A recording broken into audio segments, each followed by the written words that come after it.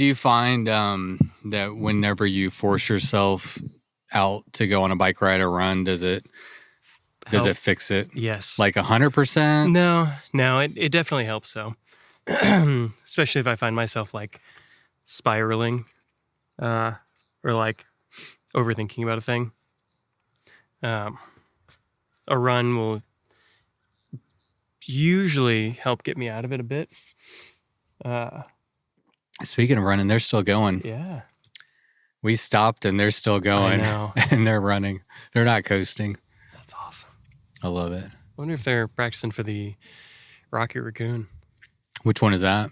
It's the, they have a 100-miler out here. Rocky Raccoon. Oh, okay. 100 mile and a 100K, 50 mile, 50K. I'm just getting back into I was never a runner, but I used to run. Mm-hmm. Now I'm considering myself a runner because I'm actually enjoying it. I used to only do it as a mechanism to train for cycling, and that was it. But I never liked it. And now I started running again, and I'm like, oh, this is super fun. And it's paying off big time in cycling. Yeah. And I just feel like a more robust, human, which is what I want to be. Gym, running, riding bikes, do those three things, and you're like, oh, I'm overall engaging the entire body. Yeah. But I'm curious about this. So you were talking about, or I asked you about, like motivating yourself to go on a run or anything physical when you're like down in the dumps for whatever reason. You don't feel good. You're mentally off one day. Do you have to force yourself to go and get out there? Absolutely. Yeah. Do you do it because you know that the reward is on the other side? Mm-hmm. Yeah. Yeah. Even though sometimes it's so hard to be like, I know I'm going to feel so much better, but right now I feel like shit, but I'm comfortable. I might be like sitting in my recliner or something. Or I'm tracking. on the couch. Yeah. I'm like, I'm comfortable in my misery. Yeah. Like, just leave me be. Right. It's like, no, go outside, sweat. If you're riding bikes, go bleed a little bit and just get your heart rate up. There's so many times my run last night, all day yesterday. I've been struggling really bad with my anxiety the last few days, and the last thing you think you want to go do whenever you're having anxiety all day is like go for a run. But I didn't go for a run until like 7 o'clock at night once my dad duties were over. And so it's even harder because it was dark outside. I was like starting to get tired, and I'm like, no, fuck it. Like you're going to feel better. You're going to feel better. But it's like, it's always that conversation. It doesn't matter how many times I do it, because 99 times out of 100, it doesn't matter if you're feeling sick, depressed, anxious, whatever. You go and do something physical outside, you get your heart rate up, you get those endorphins going.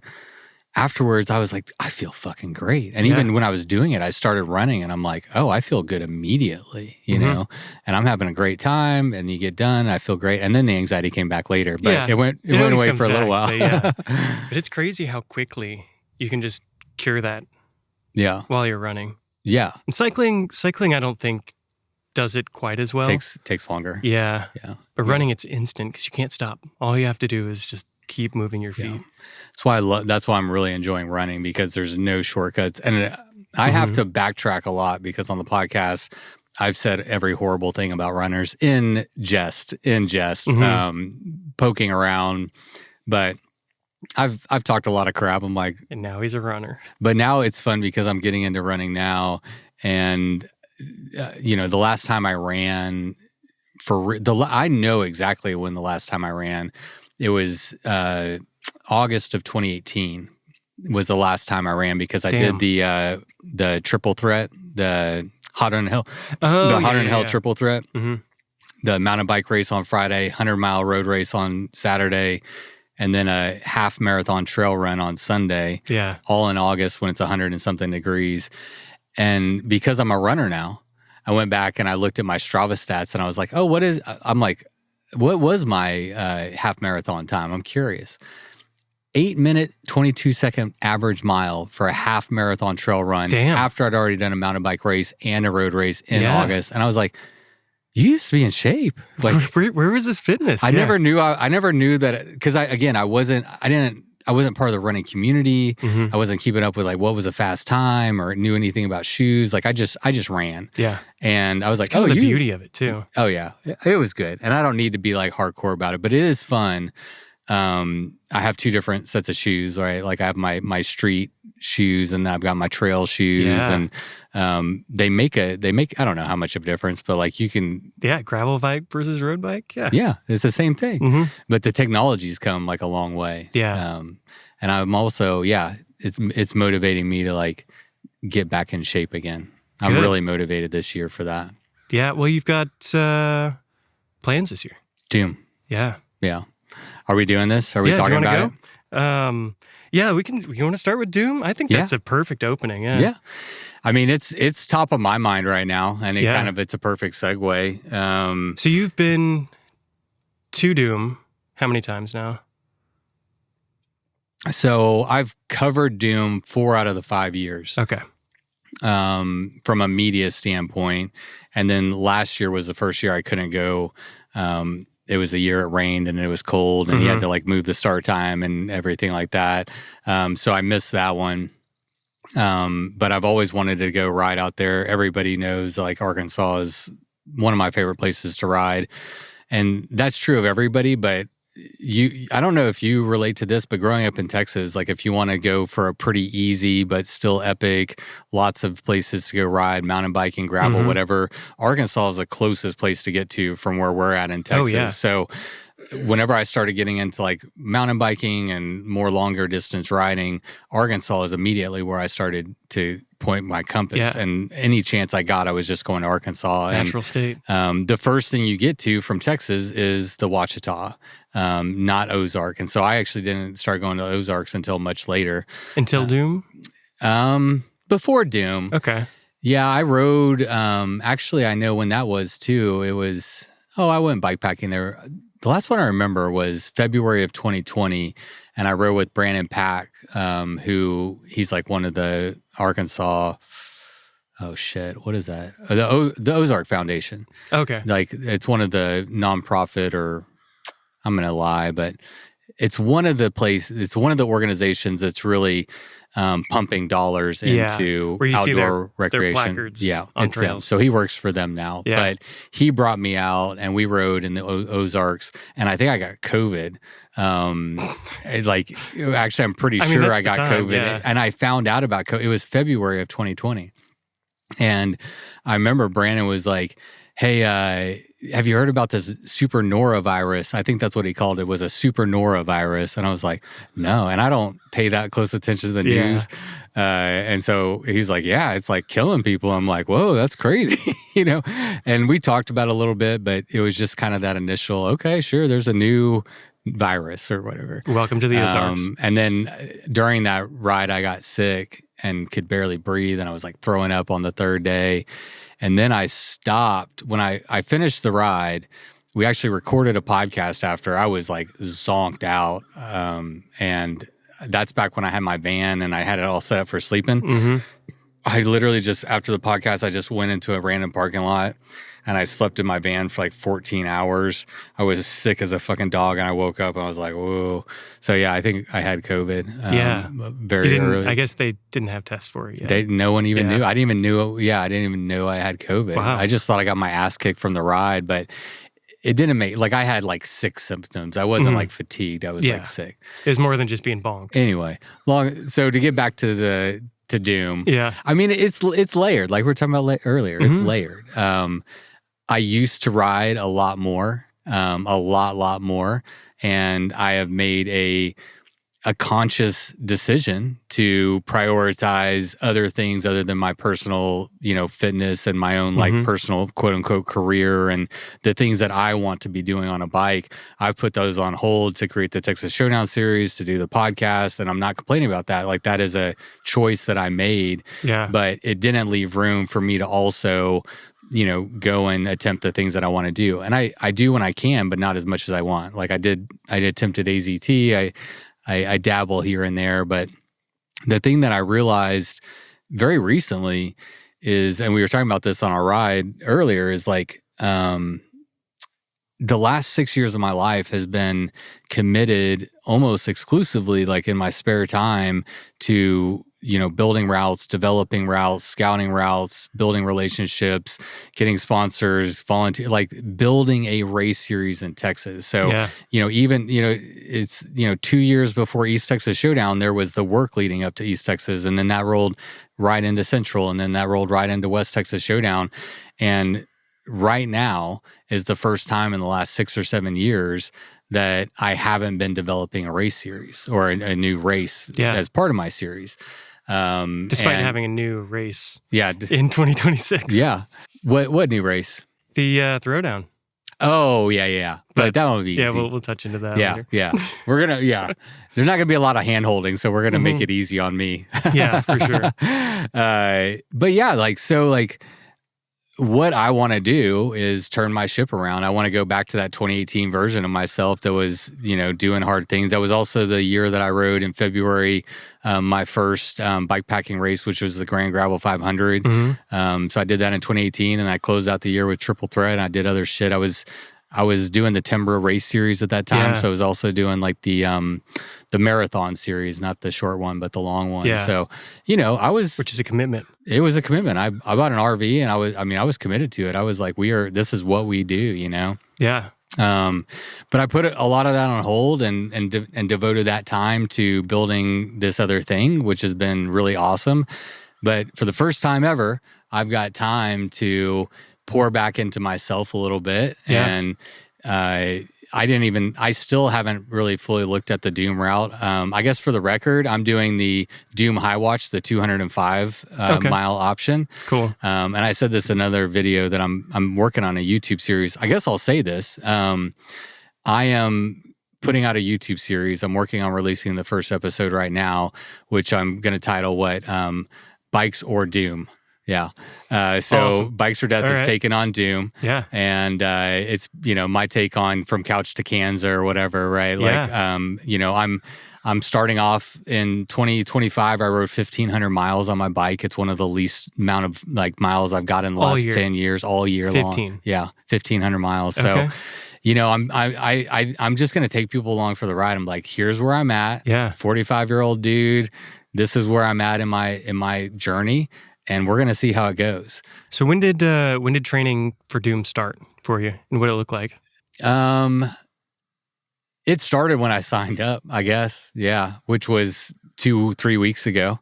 Oh, okay. Yeah. I that makes it more real, doesn't it? When you pay for the thing, or you get that receipt and it's like, hey, you're registered. Oh yeah, it became very real. Yeah. And I need that. That's one thing that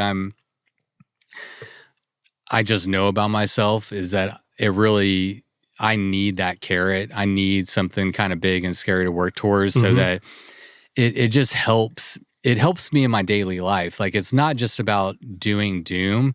It's about putting something on the calendar so it'll kick my butt to not be a lazy ass. And it'll also make, when I go ride Lake Bryan, which is my home trails that I've been riding for 27 years, I'm bored, I'm tired, I'm not engaged at all. But now when I go ride there, I'm like, oh, I have a purpose. Like, I need to maintain a high heart rate. I need to fucking work. Everything I do, it feels like it matters now. It makes everything more intentional, right? Yeah. It's like everything you do in your life, whether it's waking up early, waking up late, whatever, it's like all of this is leading to a thing that you want to be successful at. Yeah, and everything matters. Yeah. Everything matters right now, and it's that I like. Like, I want to. Oh, I guess another thing. I don't know. We'll just insert it here. But I gave up booze, and it'll be 69 days to the start of Doom. But I can't drink until after, so it'll be like 71, 72 days, something like that. Yeah. But it's good. I like that. I like living a life of extremes, I think, too. That makes sense in some way. And I mean, if you look at your races, that's kind of what they are. Yeah. Or at least West Texas was. West Texas was. And depending on where you're at, they're all going to be extreme for somebody at some level. It all just depends on what level you're at. And so, like I said, it's a layered thing, but I love Andrew. He's a homie. Oh, yeah. I love the Ouachitas. It's one of my favorite places to ride. I have the most nostalgia from riding there. I'm familiar with the Lovett Trail. What I'm into right now is mountain biking. Like, I'm kind of sick of gravel riding. Like I'm just in that phase where I did so much mountain biking, and then I got sick of mountain biking in Texas, so I switched almost exclusively to gravel. And now I'm like, you know what? I can't get stimulated with gravel right now. I need some trails in my life, and so everything just collided to where it's like, oh, he's doing a mountain bike race in the Ouachitas. I'm doing 205 mile. I'll speak to that. That's where I'm at right now. Yeah, and that's amazing. I'm happy to be there. Like I had a DNF at Central Texas with Ariel. We did it. We attempted it, and we DNF'd, made it not quite halfway, probably 40%. Same. Right on, buddy. Right on. Yeah, man. And then I went to AZT and DNF there. One of the best experiences of my life. Awesome. Learned so much, and I loved every minute that I was out there. But I want to win, and so I've been thinking about it lately. I'm like, dude, like check your ego at the door. You talk to badass people, you get lured into thinking that you are one, and I have been. And so, but be honest with yourself with where you're at right now. And what I want right now is a win. And what a win looks like is a completion at Doom. But more than that, I want to go in prepared. Like I'm taking this seriously. I'm going to stop drinking. I'm going to really hone in on my fitness, my training, and I want to go into Doom feeling prepared. I didn't do that at AZT. I didn't train properly. Everything in my life was fucked. My car was breaking down. I had porch pirates stealing everything off my porch that I needed to go ride. True story. Yeah. I mean, like I was getting all this old man mountain gear from and prep for AZT, and they were stealing it. And like I had to get campfire cycling in Tucson to they like Eric from Old Man Mountain mailed it to them, and then like they installed it like the day before. Like everything was just like out of sorts, and I didn't go in prepared at all. And that's not an excuse, but like I want to fix all that stuff. Like I just want to have a good clean run. I want to go back to feeling like I don't know, I used to go in feeling more prepared. Yeah, give yourself all of the opportunities. Yeah, to have a successful run and just enjoy it. And my goals for Doom, I know what here's my plan. I won't make goals like, oh, I want to finish in this day, or I want to not sleep, or whatever. I'm not going to say a top 10 goal, but just like how many days I want to finish. I'll make that decision a week before, the day of, maybe the first day I'm riding. I'll have options that are available to me. I'm like, based on how your body is reacting that day. And how was my training? How am I feeling leading up to it? So like right here, when I just started training after only riding 1,500 miles last year, I'm not going to say, oh, Patrick, you're going to do this. I'm going to work my ass off right now, start training and get serious. And then like, as I get closer, I'll start to like put some goals out there. Yeah, gauge your fitness. Right now, I just want to go in feeling prepared, have a good time. Yeah. And I don't want it to be cold and wet. That's it. That's it. Yeah. I mean, Doom is notorious for that. I know. Kyle Gilbert was like, it's going to rain. Yeah. It's going to rain. I'm like, I know. Stop saying it. Yeah. And there are going to be cold spots. Yeah. Although the Ouachitas are so different from the Ozarks, like in so many ways. So I'm really curious how this route is going to look. I've done Doom in the Ozarks, or done it once, attempted it another time. And the first time I did it, it was freezing. You get down to the rivers and it's like below 30. So I wonder if the Ouachitas, have you looked into like what the weather's going to be like or anything like that? Dude, I have done so little. Hell yeah. Like I didn't even look at the route. I don't care what the route is. I know it's 75 feet elevation per mile that's total, which isn't crazy. Yeah. But in the Lovett, we'll have like, I think it's 125 feet per mile. Checks out. 150, something like that. I haven't even looked to see how much single track is on there.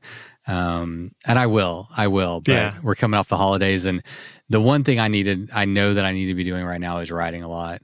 But I can guess from riding in Arkansas enough, it's always hard to maintain your body temperature because you're climbing and you're sweating and you get to a peak and you go down and it's cold because you're always going to be in the water, or it'll be shaded and it's always going to be cooler, lower, and you're going to get heated up and then you're going to get cooled down. It's always going to be wet. Yeah, it's always going to be wet.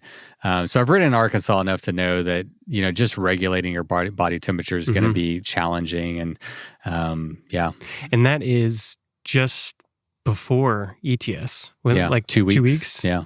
Yeah. How's that feel? You nervous about that at all? I mean, ETS is a pretty well-oiled machine at this point. Yeah. Thank you. Yeah. No, you're right. So this is year 6 of ETS. And for that reason, it's the most locked in. The people that come, there's enough people that come that are repeat customers that they know the program and they can help other people. And, just the whole, the volunteers, we get a lot of the same volunteers every year. So it's more locked in. Here's what it is. It means that on top of training, I also have to be very mindful of making sure that I'm like getting everything ready for ETS so that I can give myself that time to really lock into Doom and focus on it and not, dude, when I was at CTS this last year, I was freaking the fuck out about West Texas. Like the route wasn't even finalized. Yeah, that was a month apart. A month apart. Like I went into CTS and we could get into that whole story. I have never fully explained it, but all ears. Should we just? All right, let's dive in. Fucking A. I mean, I think it's worth. Yeah, and you know what? There. We all know what ETS is. It's been around long enough. Yeah. The route's not changing this year. Yeah. We did talk about that. I mean, is that what you wanted to touch on? Is routes potentially changing? Yeah, we can get to that. Sure. Yeah. Well, you're in charge. What do you want to talk about first? Let's hear you freaking out about CTS. Okay. I'm so curious. Yeah. All right. So story time. Oh man, where do I start? October?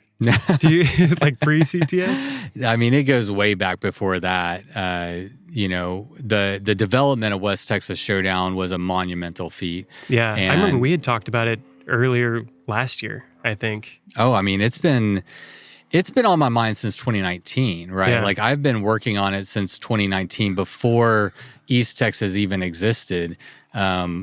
Like my idea, I know Central Texas kind of happened after. I was like East Texas and West Texas, and I was like, oh, now we need a Central.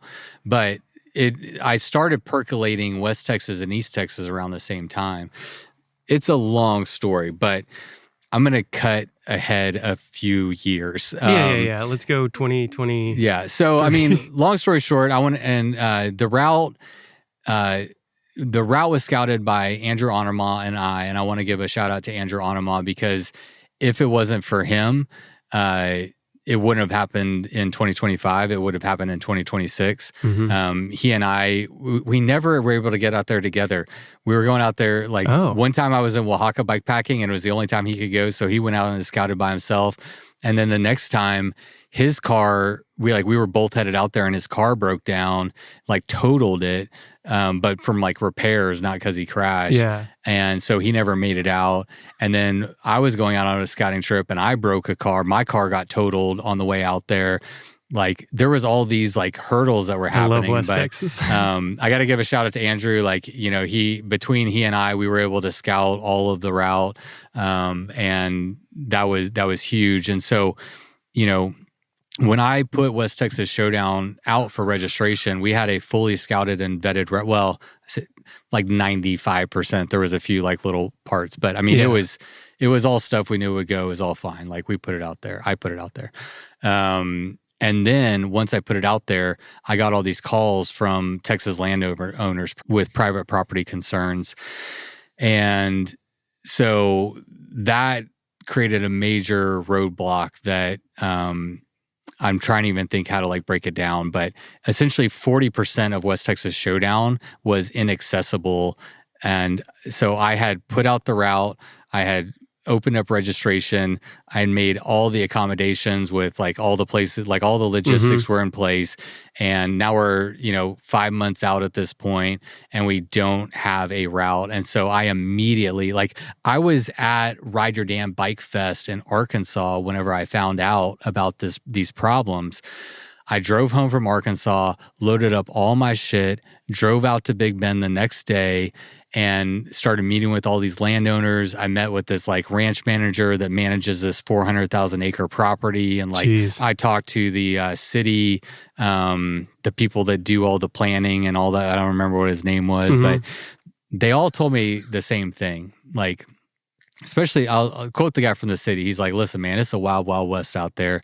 The property lines are what they say the property lines are, and they will defend it with guns, and I was told that by many people that like, you can go do that if you want to. And also you might get stopped by a brigade of trucks and guys that are armed, and they might not want you passing here. There's no way I'm going to send people out into that kind of scenario. And so that is the short version of what happened. So, that's that. Then so I went on this scouting trip like right after Arkansas, and I was like, okay, I'm going to figure this out. Like, okay, we got problems. I know how to talk to landowners. Like, I'm going to figure this out. And I did a good job. I worked my ass off, and I like had all the right conversations, but it didn't matter. Like it's a maybe for in future years. Like these might be hurdles that I can climb, but with the amount of time that I had to work with, there was no way it was happening. And so I had to immediately switch into, okay, we need a new route and we need it now. Is that west of the park, like northwest of the park? So, I mean, and I think this is worth putting out there because I've run into, not only was I not aware of this issue, but I mean, Kurt Refsnyder just sent me a route yesterday and he's like, hey, you should add this to your route next year. It's all on private property. Not the whole route he sent me, but this section.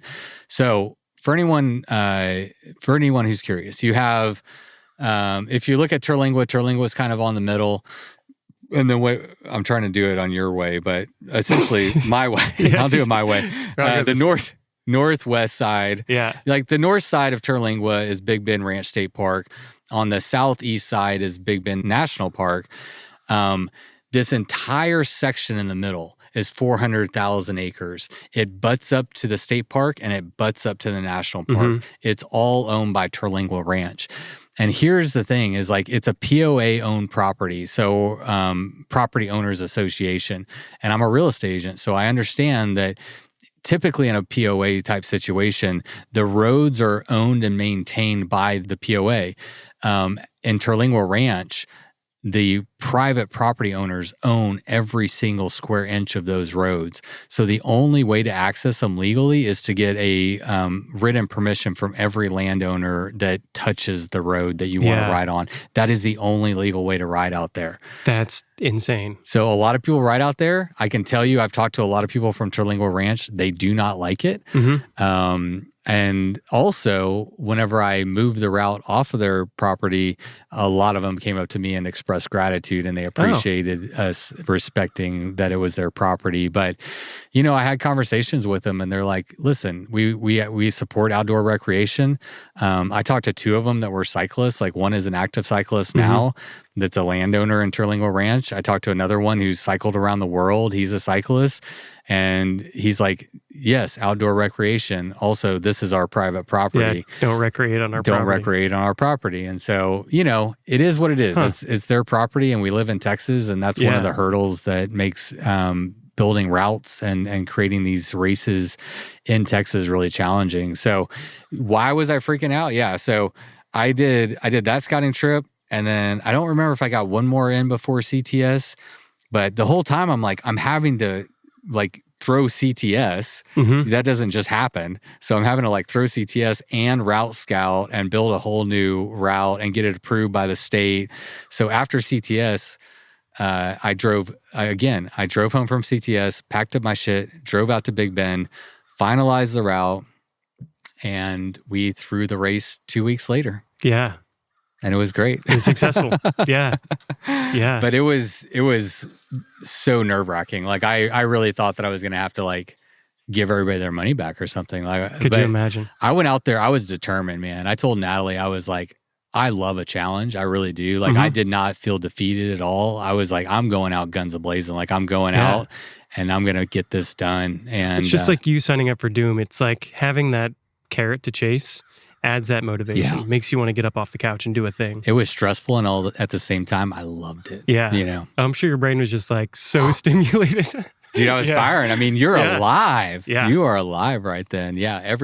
I say it about bike packing all the time. It's like, I love to be in scenarios where everything I do matters. Yeah. And that was a life scenario where everything that I did mattered. And a lot of people from the community came together, and like, I have great volunteers, and I've been the benefactor of just people who want to see bike packing flourish, and especially in Texas, people are just championing this, and it's not about me. It's just about, we're building a community here, and we're building outdoor recreation and cycling opportunities in Texas. So it's much larger than just the showdown. And I think being respectful for those landowners, that's going to go a long way in the future. Right. With how this route grows, changes, whatever.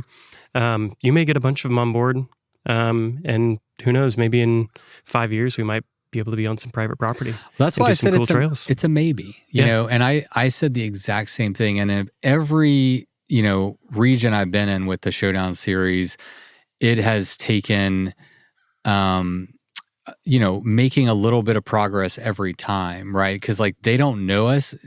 They don't know what we're doing. They don't know what kind of community we're bringing to them. And so I will say Chris at the Bullet in East Texas was kind of like, he rolled out the red carpet from like year one. That guy, I mean, he kind of spoiled me, honestly. Yeah. Is it this easy to do anywhere? Yeah, exactly. But I mean, he kind of was a rock star from the beginning, and every year they just got better. Every year they continue to get better. Yeah. But there's other places along the route that took a little bit longer to like cozy up to. And Central Texas, it was a little tenuous at first. And my point is like, and I know in Big Bend especially, people that live in Terlingua, there's 130 full-time residents, right? They're cautious of outsiders more than anywhere else. They are the most cautious of outsiders. They're cautious of tourists. They're cautious of money coming in, and like, what is your intentions in our community? Like we were talking about earlier, whenever you live in a small community, you're more impacted by the things that happen there. Yeah. So I sympathize. Like I say this to everyone. I'm not here to take over. I'm here to take part. I want to get on your vibe. Help us, find out what is the vibe of Terlingua. And I have a pretty good idea because I've been going there a long time, but like, I know what we're doing at Terlingua.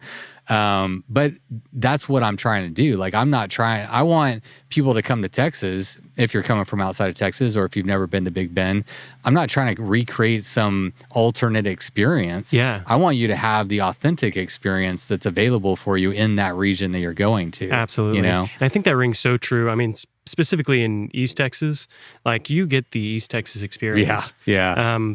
I think most of it's hospitality. So the people along the route now, after what, 6 years? This will be 6. We're going on 6, yeah. Yeah. They know us, they love us. They're interested in what's going on. Oh, yeah. And invested at this point. Like the photos at, what is that, a gas station or something? Are you talking about Apple Springs? Yeah. Mile 55. That was the Brookshire Brothers. We'll give them the... We'll shout out the company because they... For anyone who doesn't know, they set up a bike wash station. They set up a sign that said, "Welcome Cyclist." All the employees were wearing, shirts about welcoming the cyclists and all this stuff. They made all those. I had no idea that was going to happen. Incredible. Yeah.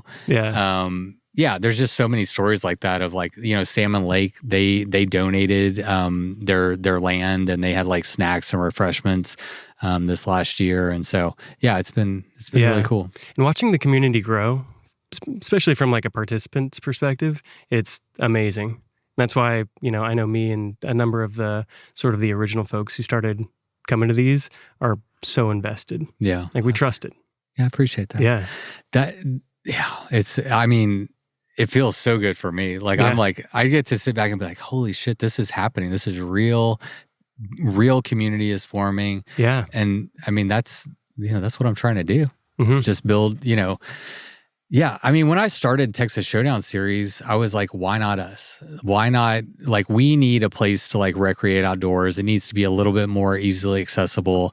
And that was my goal, is to create, recreation opportunities and build the recreation cyclists that, ultra cyclists and bike packing. I mean, whatever. I mean, I don't care. Just ride your damn bike. Yeah. I don't care what you want to label it, but I just want to create, and I don't care. Like my niche is in bike packing and ultra cycling. That's my niche. But like, I am passionate about just building community in places that I'm passionate about. You know, I mean, that's as simple as that. So to see it happening is just like really cool. Yeah, and I think we saw that in Terralingua. I mean, like you said, under 200 people live there, and you brought 50 plus people into town. Yeah. I mean, we took over. Yeah. And most everybody welcomed us with open arms, which was so cool.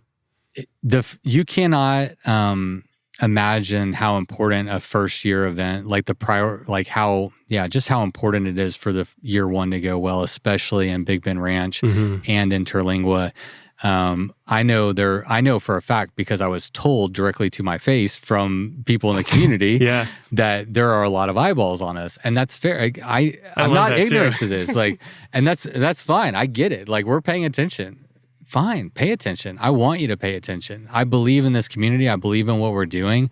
I invite all of them to come and be a part of our hoedown, come to the start line, like come and hang out with us. Like I'm not trying to hide. Like I want you to see what we're doing because I believe in what we're doing. It's fucking radical. And I have to give a shout out to like everybody who showed up for West Texas Showdown this year, because it was so imperative that we don't kill anybody, and we just have a clean run. We needed a clean. We needed. And it's quite dangerous. It is for real dangerous. And the park was concerned, and I mean the park straight up told me, they're like, "You're the first bike event we've had out here in 6 years. What you do out here this weekend sets the precedence for what we may or may not allow in the future." Like there weren't any secrets about how imperative it was for West Texas Showdown to go well this year. Yeah. For it to have gone as well as it did,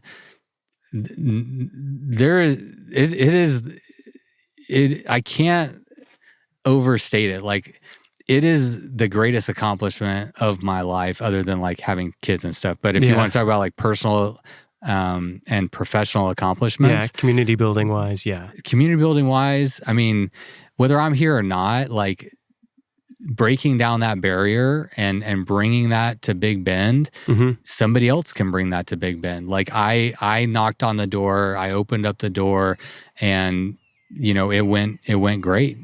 People had a great time. You were there. And yes, I was. Yeah. And not only just being at Terralingua in Big Bend, but bringing the community that you've already established in East Texas and Central Texas, bringing those like 50 people. Yeah, we had 52 at the start. 52? Yeah. To a place that probably a lot of people just hadn't been or considered riding in, or let alone racing in. Oh, yeah. Like, massive. I was concerned about it, right? Of course. Because I do have, and intentionally so, like I like being a gateway event. I like it.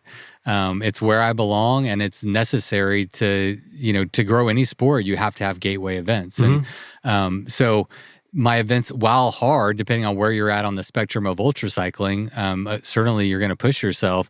There's a giant leap and a chasm that you have to cross from either Central or East Texas to go to West Texas. Yeah. And I was worried about that reputation that I have and people's expectations and how that might transfer. So valid. Yeah. But people handle their shit. Yeah.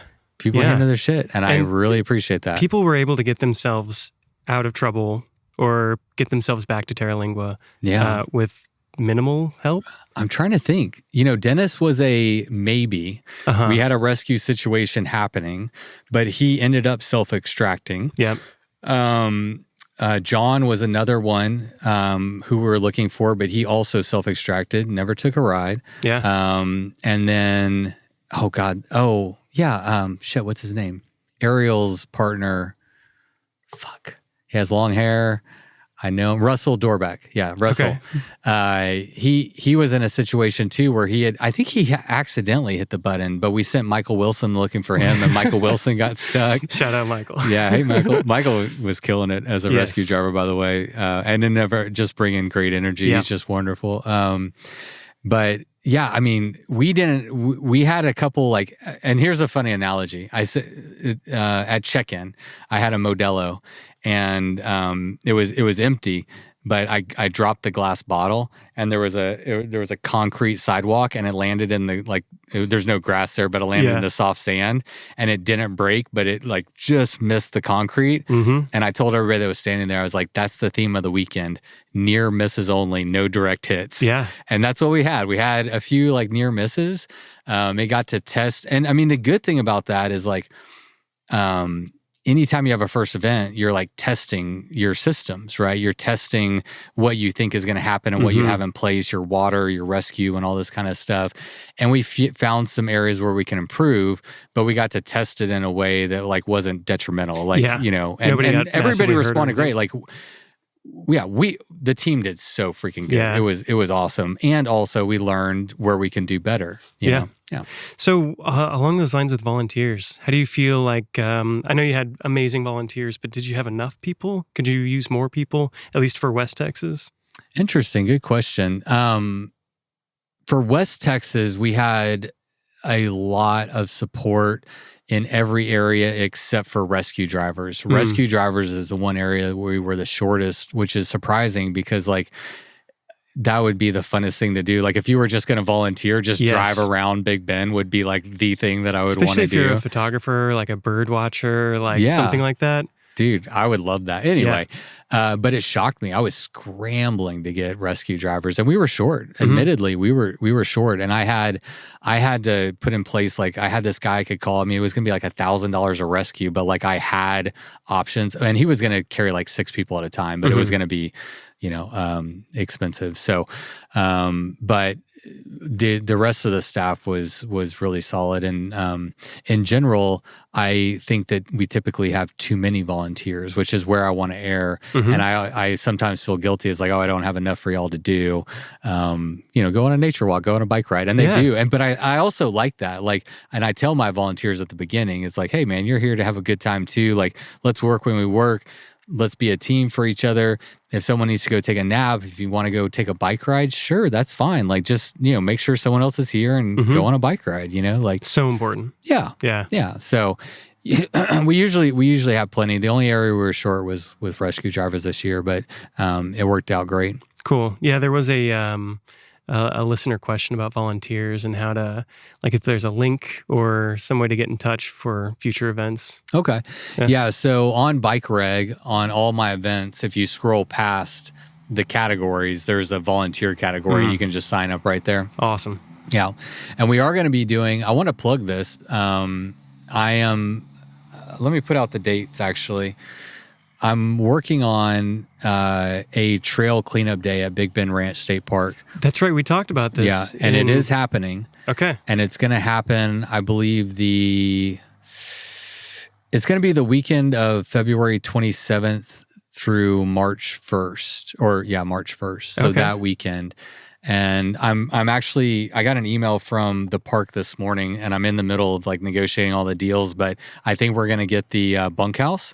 Sick. And I think we're going to like station there and just do like 2-day rides and like ride out to a section. Like, we'll see how many people we get, but hopefully we'll like break up in like 2 or 3 different groups, go out to certain segments, or maybe like, we'll stage at different parts on the trail, however it works out.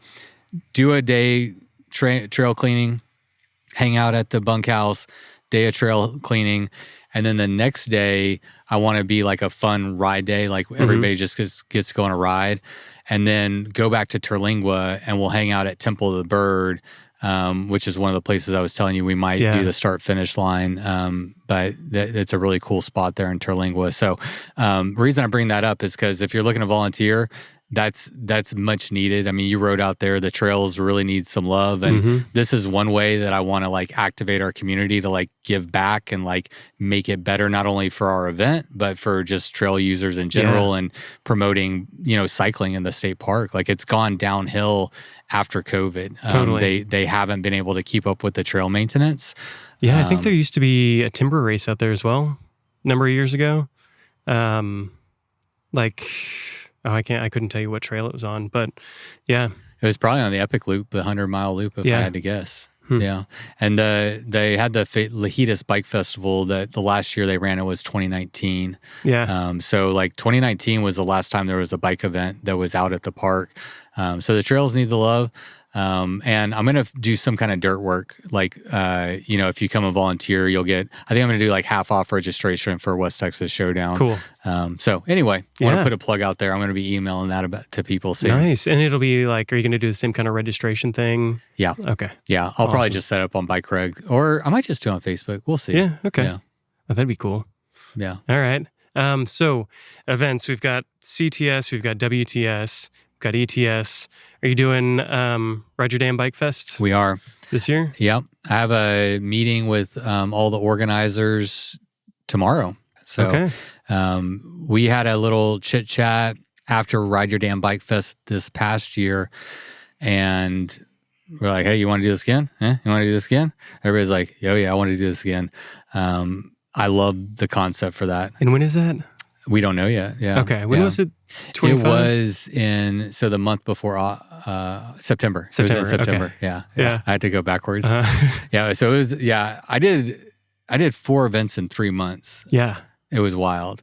I don't like that. Yeah. Well, but again, 2 of those were firsties. Right. 3 of them were. What was the third? Am I missing one? It was a Hill Country Relief Fund. Okay. It was a fundraiser for the Texas Hill Country flood. So it's not one that we'll repeat again, hopefully this year. Mm-hmm. But that was an event that we threw with Texora. And then, Central Texas, I guess, right? Yeah, first it was a Hill Country event. And then we did Ride Your Damn Bike. Yep. Then we did CTS. Then we did West Texas. So 3 of those events were brand new in a 4-month period. Month after month. It was stressful. It was honestly, I said it at the time, and looking back now, I still think it was the most stressful, other than like going through a divorce in 2020, like just from like without extenuating circumstances, just like this is full on right now. It was the most stressful season of my life. But to answer your question, Ride Your Damn Bike Festival is definitely going to happen. I think September is a good month. Cool. We got to talk with the rest of the folks and see what they want to do. I don't know what it's going to, what did it look like for 25? Okay, sure, yeah. So for 25, me and Noel Battle from Bikepacking Roots led what was essentially an extension of the Bikepacking Basics series that I started, where I do a little bit of education, and it's all beginner friendly. We have a SAG vehicle that can carry your gear, your bike if you need it. So it's, very beginner friendly, introductory. And you're doing like day trips kind of thing? No, that was a bikepacking trip. So we led a bikepacking trip that was intended to be a long and a short. But we still did long and short. I did the long version. That's right. We just had to boogie because it was raining. We started late because it was torrential, like biblical storms going on. Nice. And the fuck racers went off like that morning, Friday morning. The fuck racers at 7 a.m. Oh, that's right. It was the same time as fuck. Yeah, it was. Yeah, so we did fuck that. So to break it, we had the entry level bikepacking ride. Yeah. With 2 different route options. Then we had the ultra race, which was Fayetteville Ultra Circuit, or FUCK for short. And then we had Alex Kowalski doing that big. And then we did the Dirt Crit, which was at Agri Park. Bike Club put that on. Okay. And then we did an expo the day before. That was either Thursday or Friday, but we did a big expo and tons of vendors there. And at the expo, we did like Bar Yak did a class on bike rafting. High Roller Cyclery did one on bike maintenance, and then me, Noel, and Alex did bikepacking 101 question and answer session. Cool. So fun. Yeah. And the Ride Your Damn Bike Festival, the direction we want to take it is just like ride your damn bike any damn way you want. And so we're just going to grow it, a mountain bike race. I mean, it could be anything. Like what I'm going to pitch, I'll put this out there, internet. Oh, yeah? What I'm going to pitch to Alex and the gang is I'd be interested in leading a bikepacking specific bikepacking trip. Like instead of like he does the race, Noelle, maybe if she still wants to do the gravel bikepacking ride. So there's a gravel bikepacking trip, and then there's also a mountain bike specific bikepacking trip. And just I think, like chill trip, fun. yeah, like, yeah. Maybe you get sporty a little bit, but okay. I like being entry point into cycling, and so I wanna break down those barriers, and that's what I enjoy doing. And so I like the idea of like let's put, I don't know, maybe it's a 100-mile loop that we do in 3 days or 2 days. I don't know. I'll have to run it up the flagpole, but just that's where my mind is at. Remove all the scary stuff that comes along with people thinking about bikepacking, and Yeah. Make it, because it is scary, but it's really not. Like, the lady was cutting my hair. She was like, 400 miles? I'm like, yeah, but think about it. Like, you ride 5 miles, and then maybe one day you ride 10 miles, and then you ride 20 miles. The thing is like, a lot of people just get to a certain mileage and they stop. But you don't have to. Like, it's not that crazy if you just like keep going. Sometimes, but if you try to go from 100 to 400, it's a lot. Yeah. But if you just break it down, you just get there eventually. Yeah. And if you're around good people, I mean, that always helps. Yeah. I feel like ETS was not the first year, but maybe the second year for me was that just like surrounded by good people, and it keeps you motivated to keep going.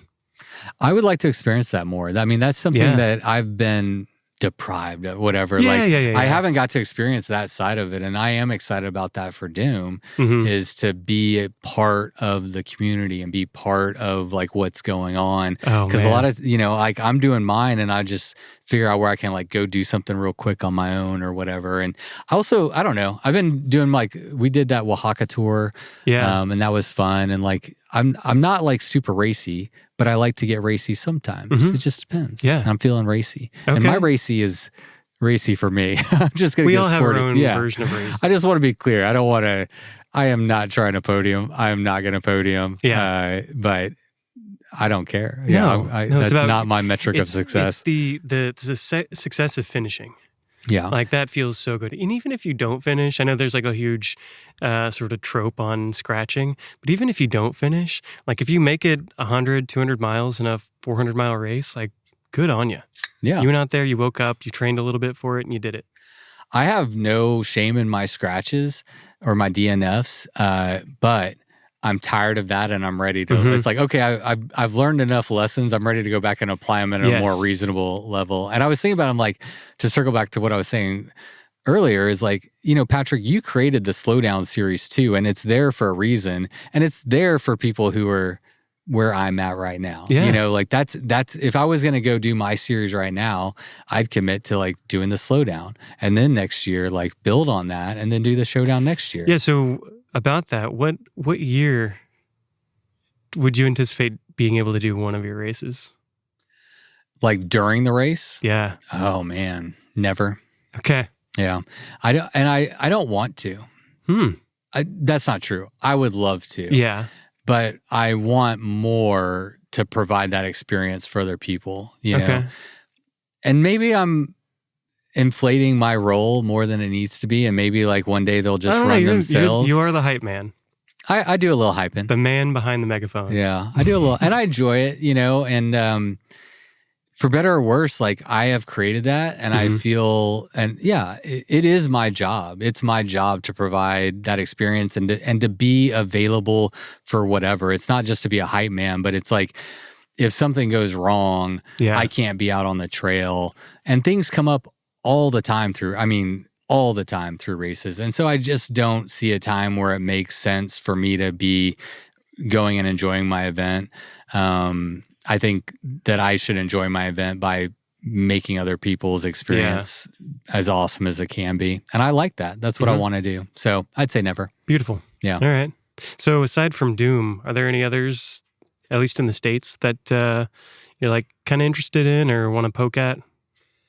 Davis Sims wrote me a message yesterday, and he invited me to do the northwest loop of high country with him. Oh, okay. But we got to see when the dates come out because October is a busy month. Yeah. And I'm probably doing Ride Your Damn Bike Festival right before then. September, so October, November. And then I'm like, there'll probably be a quick turn going up to West Texas. So that one's like less likely. The one that is heavily on my mind is Pinions and Pines. Oh, yeah. That one's been on my mind for years. I love Arizona, especially like the northern part of Arizona.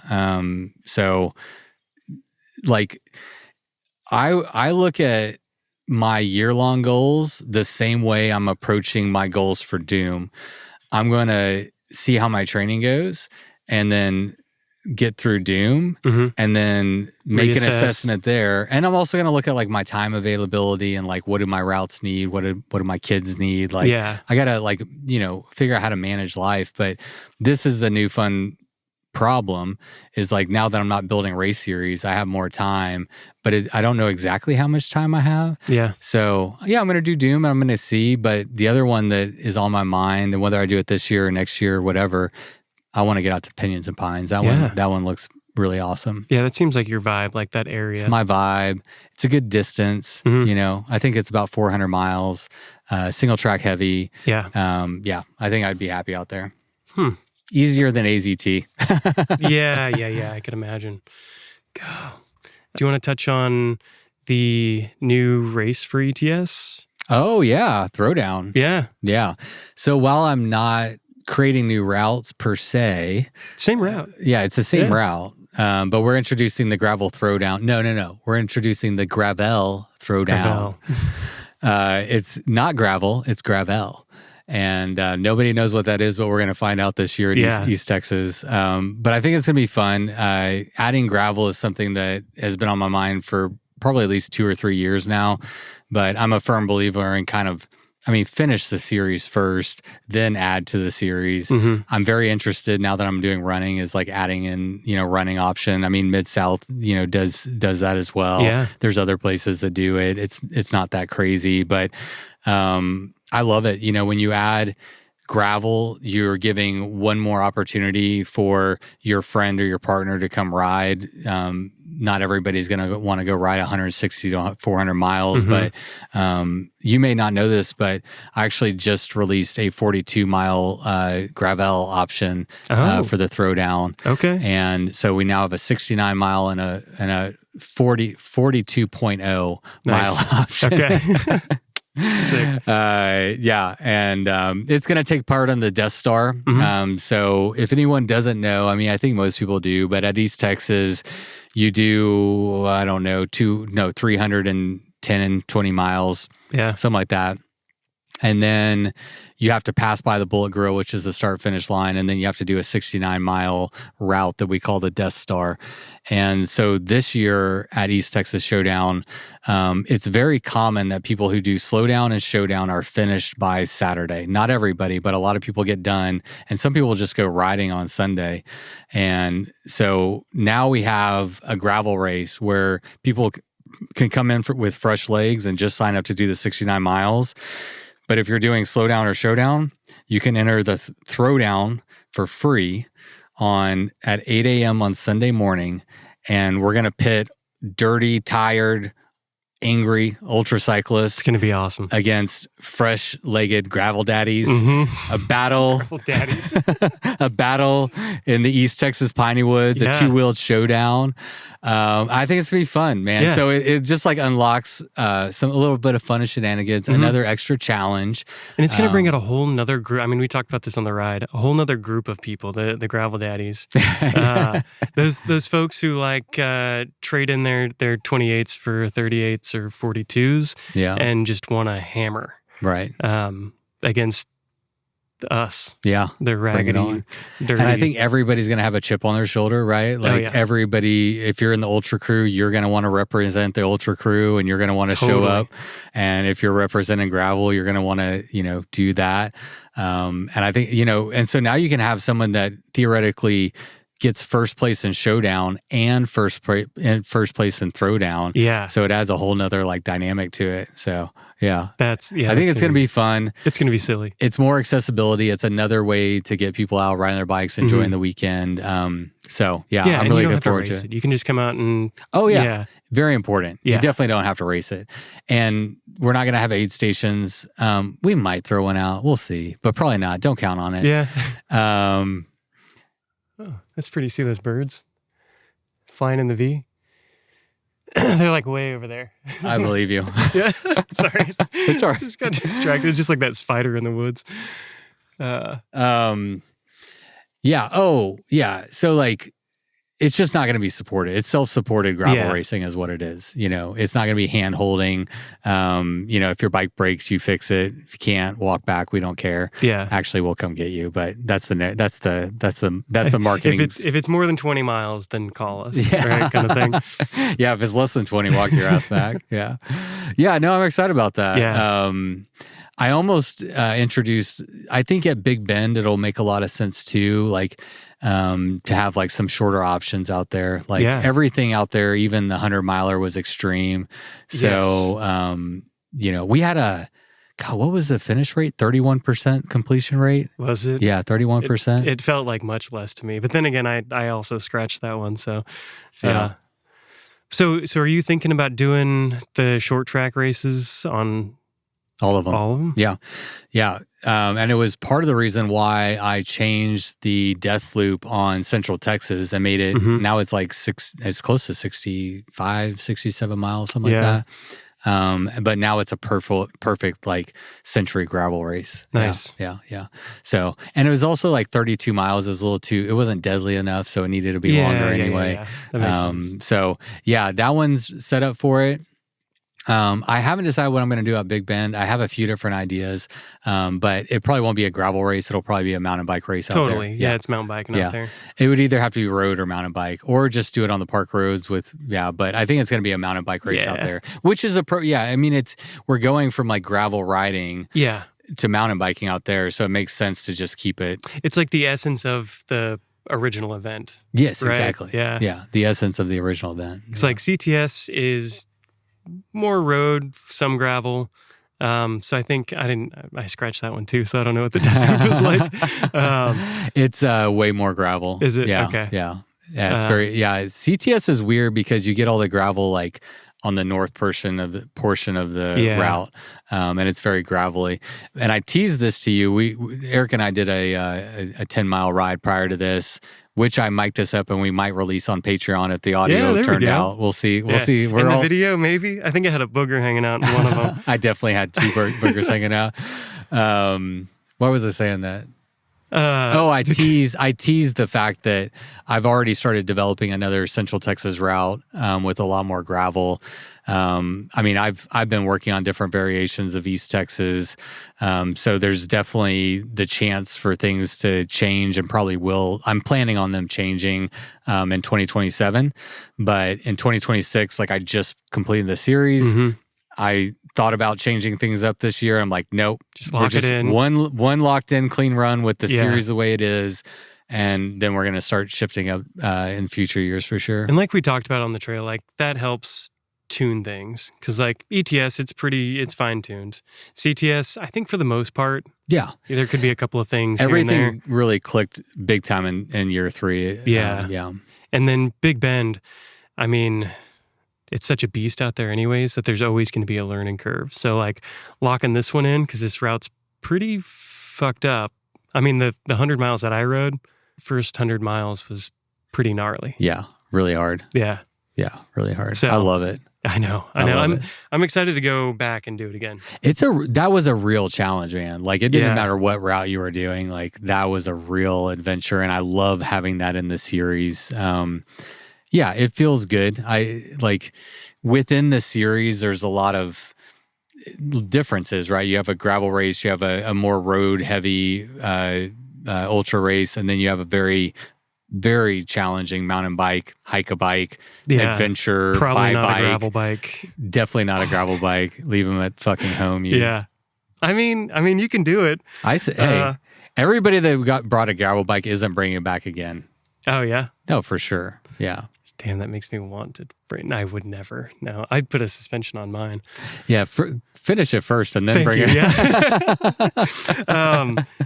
Yeah. So yeah, I put down a bunch of questions, and I know we've touched on some of the stuff.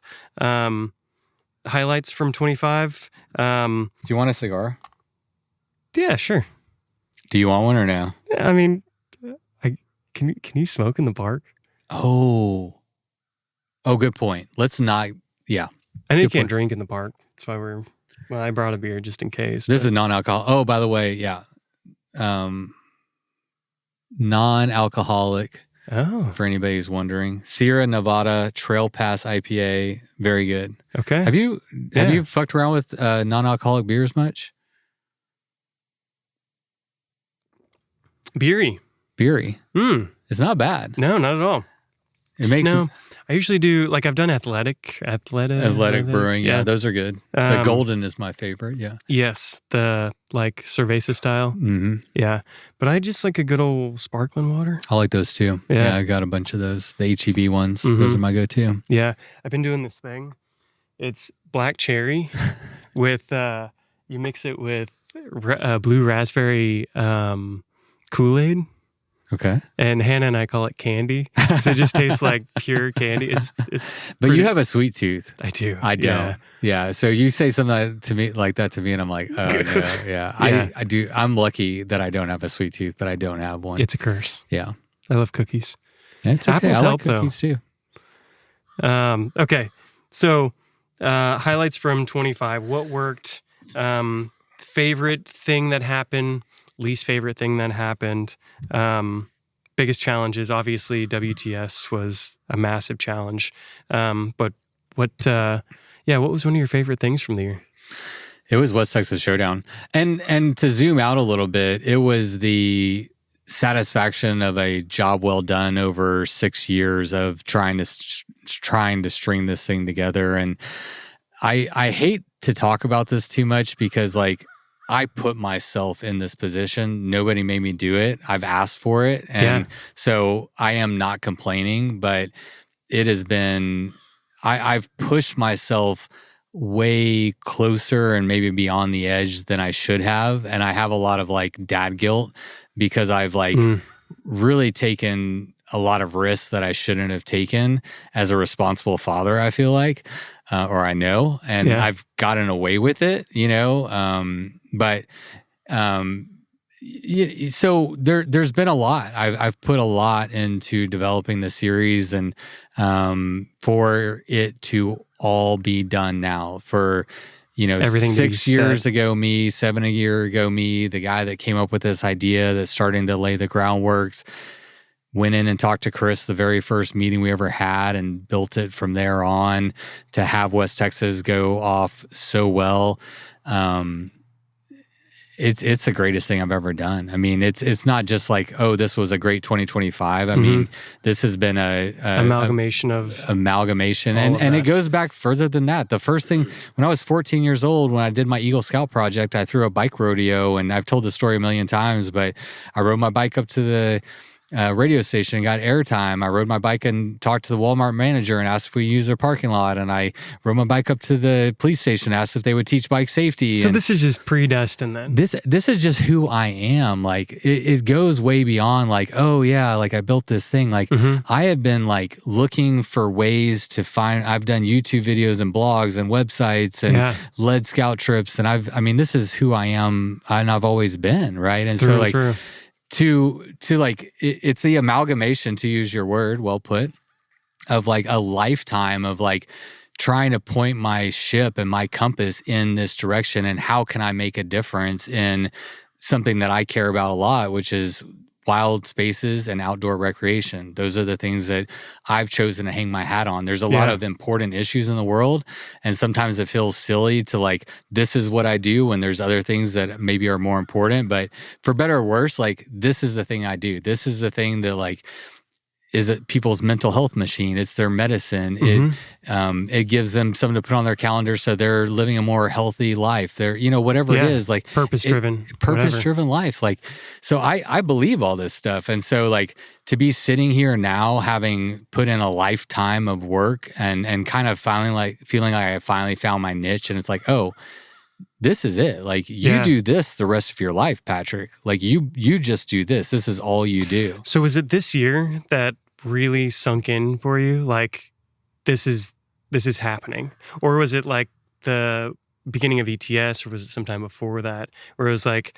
I know this is my passion and now I feel like I'm making it. Yeah.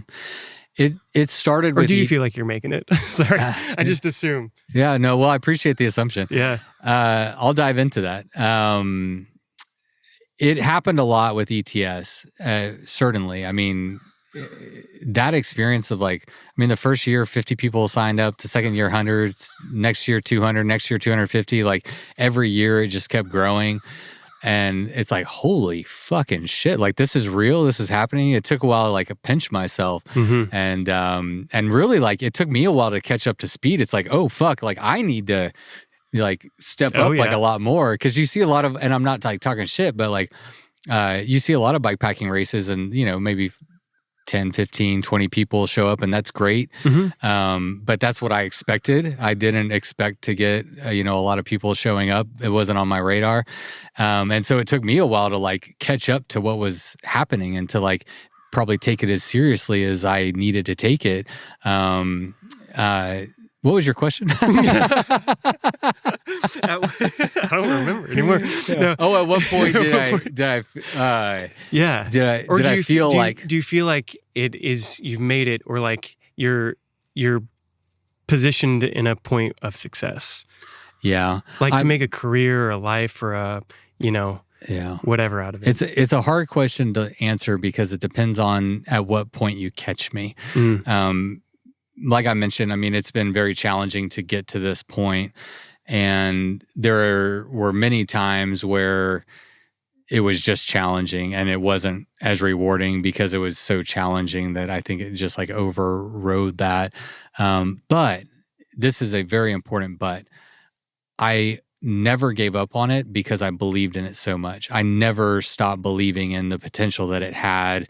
And it always had enough value to justify me risking so much and putting so much into it. So I wasn't doing it blindly, but it didn't make it easier. Yeah. And it wasn't until West Texas Showdown when I think the full fruition, like it couldn't click until West Texas Showdown happened. Yeah, because that was the original...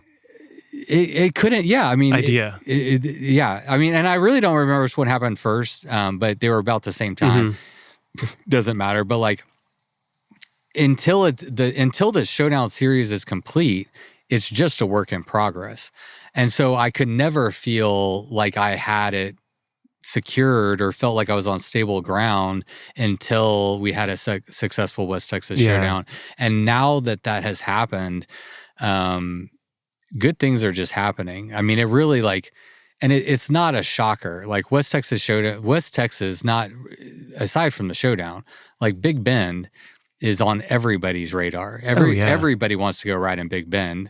The only thing I did was go out there and make it possible to do it as part of an event. But anybody can go right out there anytime they want to, and it's high on people's... You're creating that safety for people. Yeah. Because, like, yes, you can go right out there by yourself, but how safe do you feel? But when you have somebody that you know is watching your back, or that is there for you in case, something goes sour, or that already has a route created, just because some of us are lethargic and don't want to do that. Yeah. You made that possible for those folks. Yeah. And it's fun. It's what I enjoy doing. Like, I mean, speaking back to who I've always been, I mean, creating these opportunities is just kind of what I get personal satisfaction out of doing it. And so, but sitting here now, like, I feel like I'm a lot more stable ground. Like, I feel like I have a real foundation that I can build on. The series is complete. I feel like and I've also been learning this whole time. Like I didn't go to event director school, right? And it's one of the fun things about the sport that we're in and this community that we're in is we do get to make it up. And I I want to be an example of that. I want other people to go make up routes and events that feel authentic to them and find their jam and their groove. And I think that's super cool. And like, I don't know, we built something here in Texas, and it's cool and it's good, and I can build on that. Yeah. I can make a life doing this for sure. Absolutely. I also want to do an international event too. That's the next one. Whoa. But yeah, I've said that on the podcast. Have before. you? Okay. Oh, yeah. Which one? I'm sure. I don't know. I think I have. I say lots of things. Yeah, that's fair. But yeah, that's real. I mean, that's kind of the next big one that I want to do. Yeah? Yeah. You need help scouting some places? Sure. All right. Always. Where you want to go?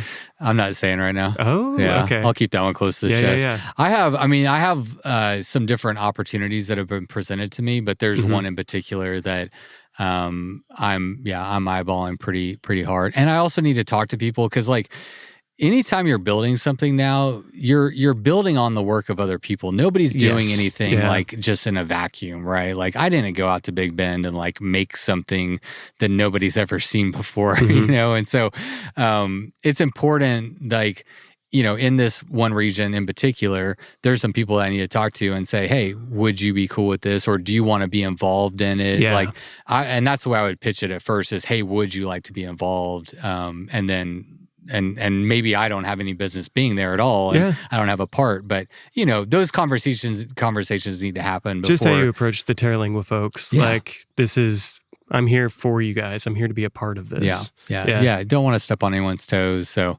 I won't say, but international cool. is where I want to go next for sure. All right. Yeah. You've got your 3 pillars here in Texas. I think 3 pillars here. There's a lot of room in the summer. So an international trip in the summer somewhere. Yeah. And, honestly, it will definitely be Latin America. I'll say that. 100% Latin America. Oh. Yeah, for sure. For sure.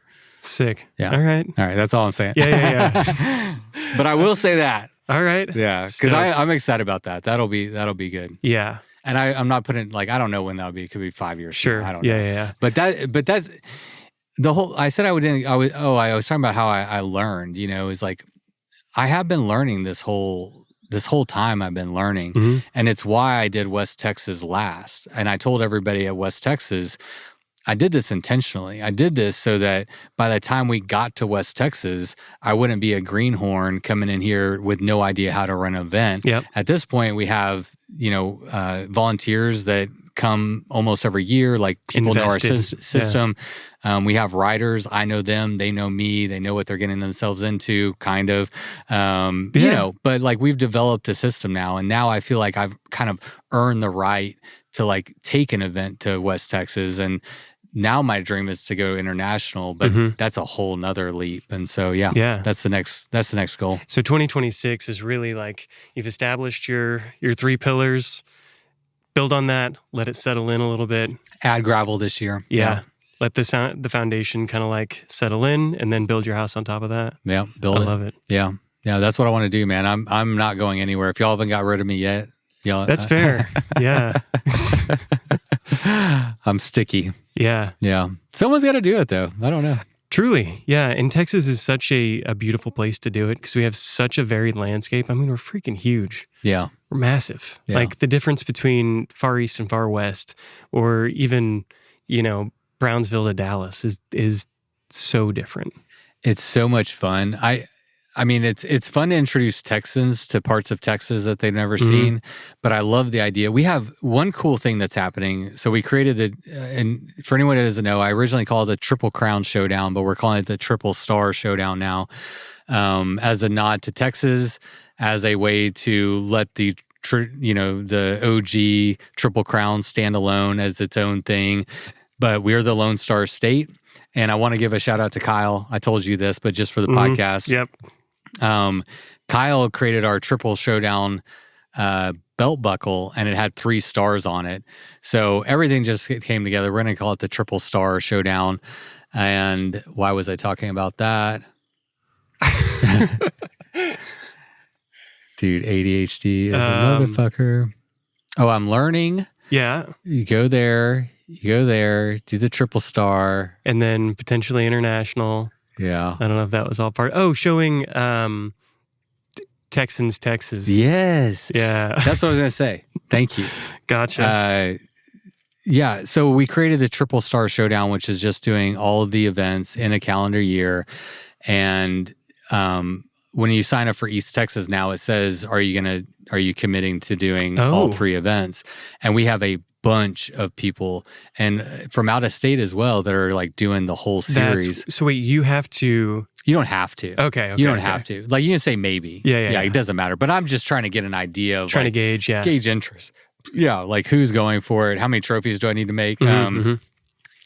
But I love the idea of people coming, especially from like outside of Texas.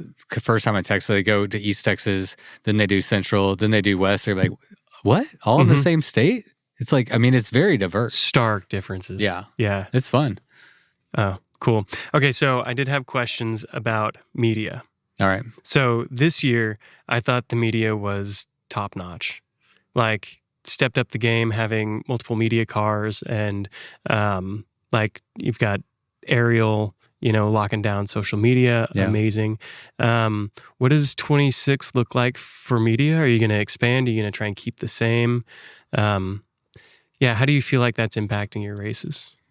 Media is one of the areas that we could grow the most in, and that's something I've known for a long time. Media is very expensive. The media is the most, well, maybe not the most, it's up there. Yeah. It's very expensive. And so we've had Maxwell for every year at the Showdown Series. He wasn't able to make West Texas. He had something coming up at the very last minute. Unfortunately, he was planning to be there. But we got introduced to Nathan this year. Do you know how to say his last name? Kolsa? I don't. No. Kolsa. I think it's Nathan Kolsa. Sorry, Nathan, if I got that wrong. Yeah. I asked him to tell me one day, and anyway. Nathan, who takes amazing photos. Yeah, Nathan who takes amazing photos. Yeah. So he came and volunteered at Central. I hired him at Central. I was like, okay, I'm hiring you. He came out to Big Bend. And so I have a call scheduled with Maxwell to see what he's going to do at East Texas. He might ride East Texas. Whoa. Yeah, he's been wanting to ride for a while. Okay. And so he may get to go ride, but media is just expensive. I'm paying thousands and thousands of dollars for people to come and be media people, and it's just expensive. And so makes sense. The goal with media is to grow it to the biggest degree possible. Like I'm a storyteller. I want to take people along for that experience. I'd like for us to do the podcast thing. Podcast on the road? Well, I was talking to Morgan, who works at TPWD. She hosts their podcast, Morgan O'Hanlon. But she and I have talked about her doing like a podcast of each race series. Oh, okay. Obviously keep the photography top notch. The big thing that I would love to do for 2026, my big goal is to get a film crew out there and do every single event. And the idea would be like release a little mini episode, like a 15 or 20 minute East Texas, a 15, 20 minute Central, 15, 20 minute West Texas, and then like release like an hour and a half long or an hour long full feature of the entire event, like at the end of the year or something like that. So that's what I would like to have happen. It's just a matter of getting it paid for. So it always comes down to money, man. That's always the answer. Obviously. I've got every dream under the sun. It always just comes down to money. And right now is a hard time to get money. The economy. I don't know, the economy. Yeah. And, sponsorships. I mean, I've got great sponsors, but trying to get more and trying to get, finances for things bike related, so tough right now. It's hard. And I'm not alone. Like, so we're all just doing the best we can with what's out there. And the companies are doing their best, and we're all just trying to weather the storm. And so I'd love to blow out our media. I'd love to just, especially like real time media. Like I'd really want to like get better at telling the story while the story is happening. That's, I think, our biggest area of growth. I think the cool films that could come out later are just a fun way to like reshare that story. And they're just great marketing. It gives people a way to like a window into what you're doing, a better window into what you're doing. But yeah, we've grown every year. Every year it gets a little bit better. And so you've got a great group of photographers. We do what we right can. now. Yeah, we really do. Yeah. Yeah. And I like the role. So Ariel was kind of just my right-hand man for a long time, and he still is, but he has the greatest value, like content creating. Yeah. And so I think it's one of those things where, like, with media, we'll get more well-defined. We're finding that, like, even going into this next year, like, if all he does is have a GoPro and he's out there doing like little interviews and making the reels, like, he's going to be the reel guy, right? And like, he can produce more reels. So important too. Yeah. And then we'll have I can have someone, they don't have to be at the event, that's like, editing photos and like managing social media, like real time. And so we're just trying to find ways to like work smarter. So just let the photographers take photos. Don't let them worry about editing and all this kind of stuff. Just upload some photos. We got someone that'll like edit them and get them posted and everything. Yeah. So we're just trying to streamline it. But, yeah, I think it'll just get better. We'll add Nathan to the team, and I want to keep adding more people to the team as we can afford to do so. Yeah. So register, and then I can afford more media. There we go. And I love the idea. There's some races out there now that do pods, like short stories, anecdotes from the trail, which I find so fascinating. Like from the rider?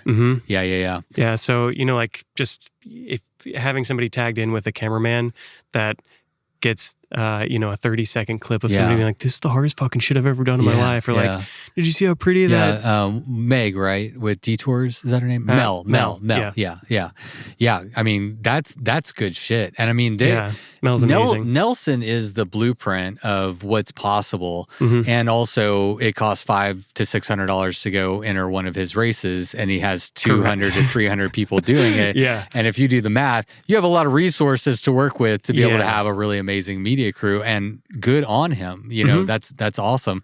But that's the blueprint. That shows what's possible when you have the financial resources and the people that can like put all that together. Finding what settles in with you as a race director, and what you want out of your races. Yeah, I want to tell a story. I mean, I think that's important. I'm a storyteller. That's what I want to do. I want to get the stories out, and you can't replicate those real-time clips. Yes. You just can't get that anywhere else. In the moment, emotions and everything else. So that's where I want to send Ariel's. I'd like to get him more out on course, more doing that. Like, if we had him out on course, if I could get Morgan to go out on course, like just more of those in-course interactions. What we have done in the past are like rider call-ins. Where I've had like an 800 number where you can call in. We didn't get enough to do anything with. Like, we did like 12, and it just like wasn't enough to like produce anything really well. All right, so for all your participants out there, do a call in. Well, if we do it again, we haven't done it. Yeah, we haven't done it again for that reason. But anyway, or I'll just text me and I'll give you Patrick's personal number, and we'll do a Kyle situation. Anyway, what did Kyle do? Remember he sent you that voice, or I think it was he sent it after. Yeah. Oh, was it? Yeah, okay.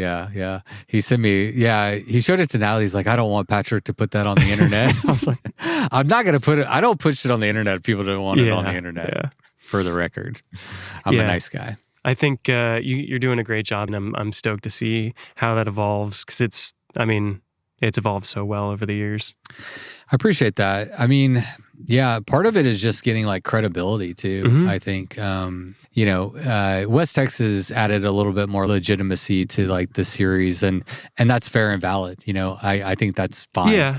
Yeah. East Texas and Central Texas are not anywhere near as epic as West Texas. That's fine. Fair. They're great for what they are. Yeah. I'm not shitting on them, but like they're not. It's not the same thing, and that's okay. Yeah. I mean, it's just so epic out there. I mean, we could literally, and I think we have for this, talk about West Texas for eons. It's hard not only talk about West Texas. I love all my races, and I really do. I really love them all. Do you have a don't. Daddy doesn't pick favorites? West Texas is my favorite. I'll pick. I don't mind sending that one to school. All the other ones, no, not a chance. Yeah, no, West Texas is my favorite. It's what appeals to me, man. West Texas is my favorite place on the planet Earth. Yeah. of course, that's my favorite race. That's what I've been building up to forever. But I do love, like, they all are great. And I like the different vibes that each one of them have. And I like the variety that the series has. And the communities that come. They're you know, we get a lot of the same, but it's also like different. And so, like, you have your East Texas family, you have your Central Texas family, we'll get our West Texas family. You know, it's like, and it's cool. And I get to experience all that, right? And some people do all three, but like I get to like be on all three of those vibes, and yeah, it's all good. But yeah, I really don't necessarily have a favorite. I appreciate them for what they all are, but West Texas is my favorite. So I was going to ask, who's your favorite participant? Because I know you don't have to answer that. Ooh, my favorite participant. I mean, honestly, you, Kyle, and Hannah are at the top of my list of just some of my favorite people that show up every year. Like, y'all are OGs. You've been there from the very beginning. Almost me, not quite the beginning. You were second year? Yeah. Fine. But you should have told me, because I threw you in the OG crowd. That's okay. I know where my place is. No, you in particular have been like just a huge friend and supporter and like champion of like what I'm doing from the very beginning. So I mean, you're really at the top of Oh, stop. You're up there. You're up there. I mean, I've told you this, but I mean, I just, when you say things, they carry more weight for me because like you're just a really honest, sincere person and you genuinely care. So like if you're saying it, it's coming from a place of caring and love. Try to. No, you do. At least with me. Maybe with other people, you're an asshole. That's a whole like duality that we were talking about earlier. Yeah. I don't know that, Eric. I just know this one. Good. But Don't get to know him. Yeah. It is, and it isn't just one person. Because like if you were the only person that showed up, it would suck. Right. We'd be just like picking each other's nose hairs or something, right? Truly. Like what is cool is the community that's forming. Yeah. Like that's what's special. That's why you and Hannah and Kyle that's what keep gets us showing, all interested. Yeah. It's not to ride the exact same course that you've already ridden 4 times. Yeah. So all my friends are going to be there. The vibe is going to be awesome. We're going to have a good time.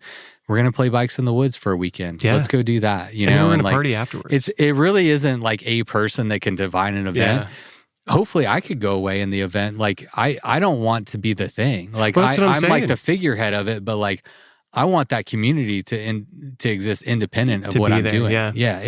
And it goes back to the whole stories on the road thing. Like I think we talked about it in the woods. My favorite are the people in the middle and the back. Like the front, it's super cool. I love seeing fast people do fast things, but I love hearing the fucked up shit that the middle and backpack have to go through. Because, you know, it's taking them, in my opinion, it's technically harder because it's taking them, you know, a couple extra days or, you know, an extra day or two or whatever. So they usually have just more things going wrong, more opportunities for like the fucked up stuff to happen. Yeah. More emotional swings. And those folks, as soon as they get into to the hoedown, it's just like, I know you got something to say. I'm ready for it. Like, build that stoke. Yeah.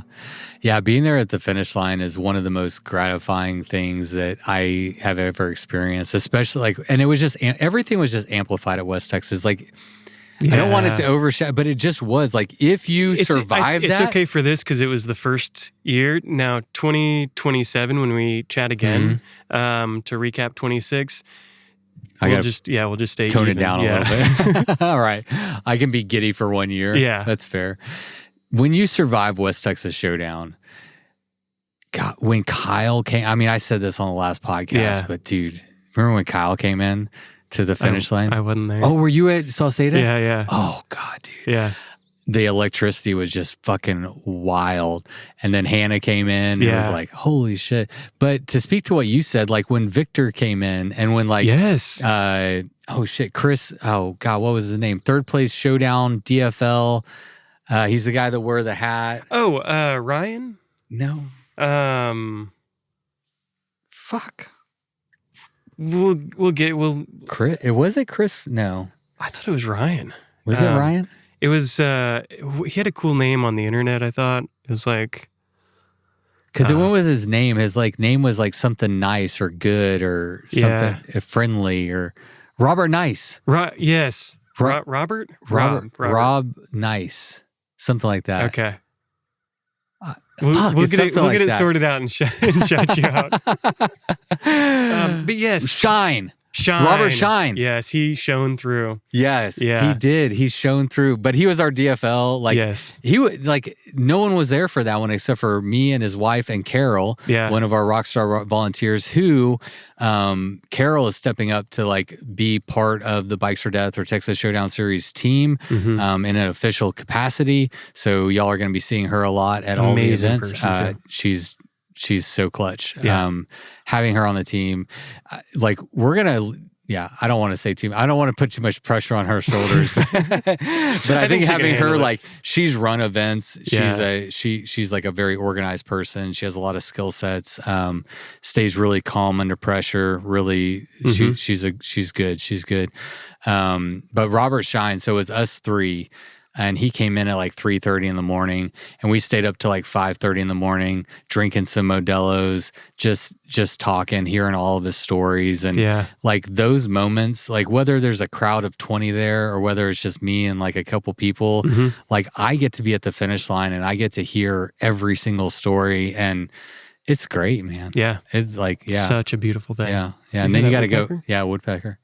Then you got to go home to the real world, and it's like, oh. Yeah, that's where that drop comes in. But at least you can relive those things, you know? We heard Hannah and I were laying down. She had come in a few hours before him, I think, maybe a couple. But yeah, we were laying down, and we heard y'all just hollering when he pulled in. Oh, yeah. Because we were kind of from our tent. I remember that one of y'all mentioned that y'all could hear us hollering. I think Hannah did, I love that. Yeah. So she finished, 9 or 10 p.m.? Do you remember? I thought it was... Was it later? I thought it was later than that. Maybe it wasn't, though. I don't... Anyway. I'm so bad at that. Yeah. They were, I think they were about 4 or 5 hours apart, which in ultra cycling isn't that far. Yeah, he was right behind her. Yeah. They had some funny interactions on the trails, but we already talked about it in the last podcast. So go back and listen to Kyle and Hannah's podcast. Yeah. Anyways, more about West Texas. So. Yeah. So 2026, is West Texas still the one you're looking forward to? Or is the throwdown like getting you more excited about East Texas? Ooh, good question. Also, is CTS just like the stepbrother that's like, hey I'm still here, guys. Don't forget about my dad. Poor Central. It kind of is. It's the middle child. It's the middle child, man. And I want to fix that because like it really is great, but it does get overshadowed. But I don't know why it gets overshadowed because like the participation is good. It's a great event. The area is amazing. Yeah.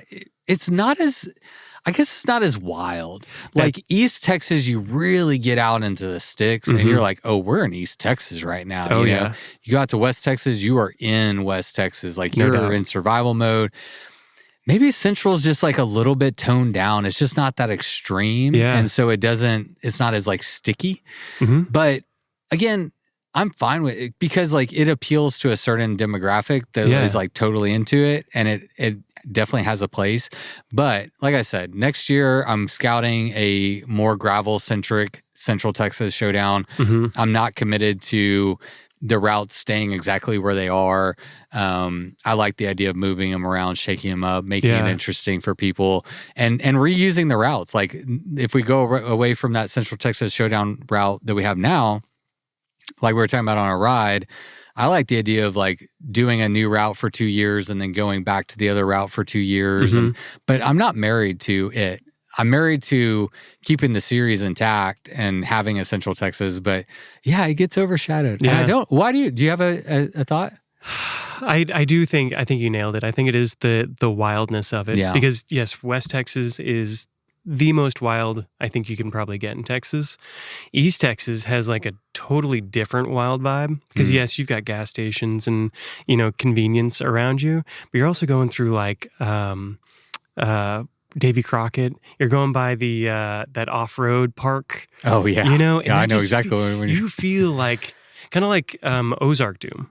Whenever you're riding out in Ozark Doom, it feels like you're in the boonies. Like there's a shack with smoke come out of it, and you're scared. Yeah. You're like, is there like some kind of demon that lives in there? I don't know.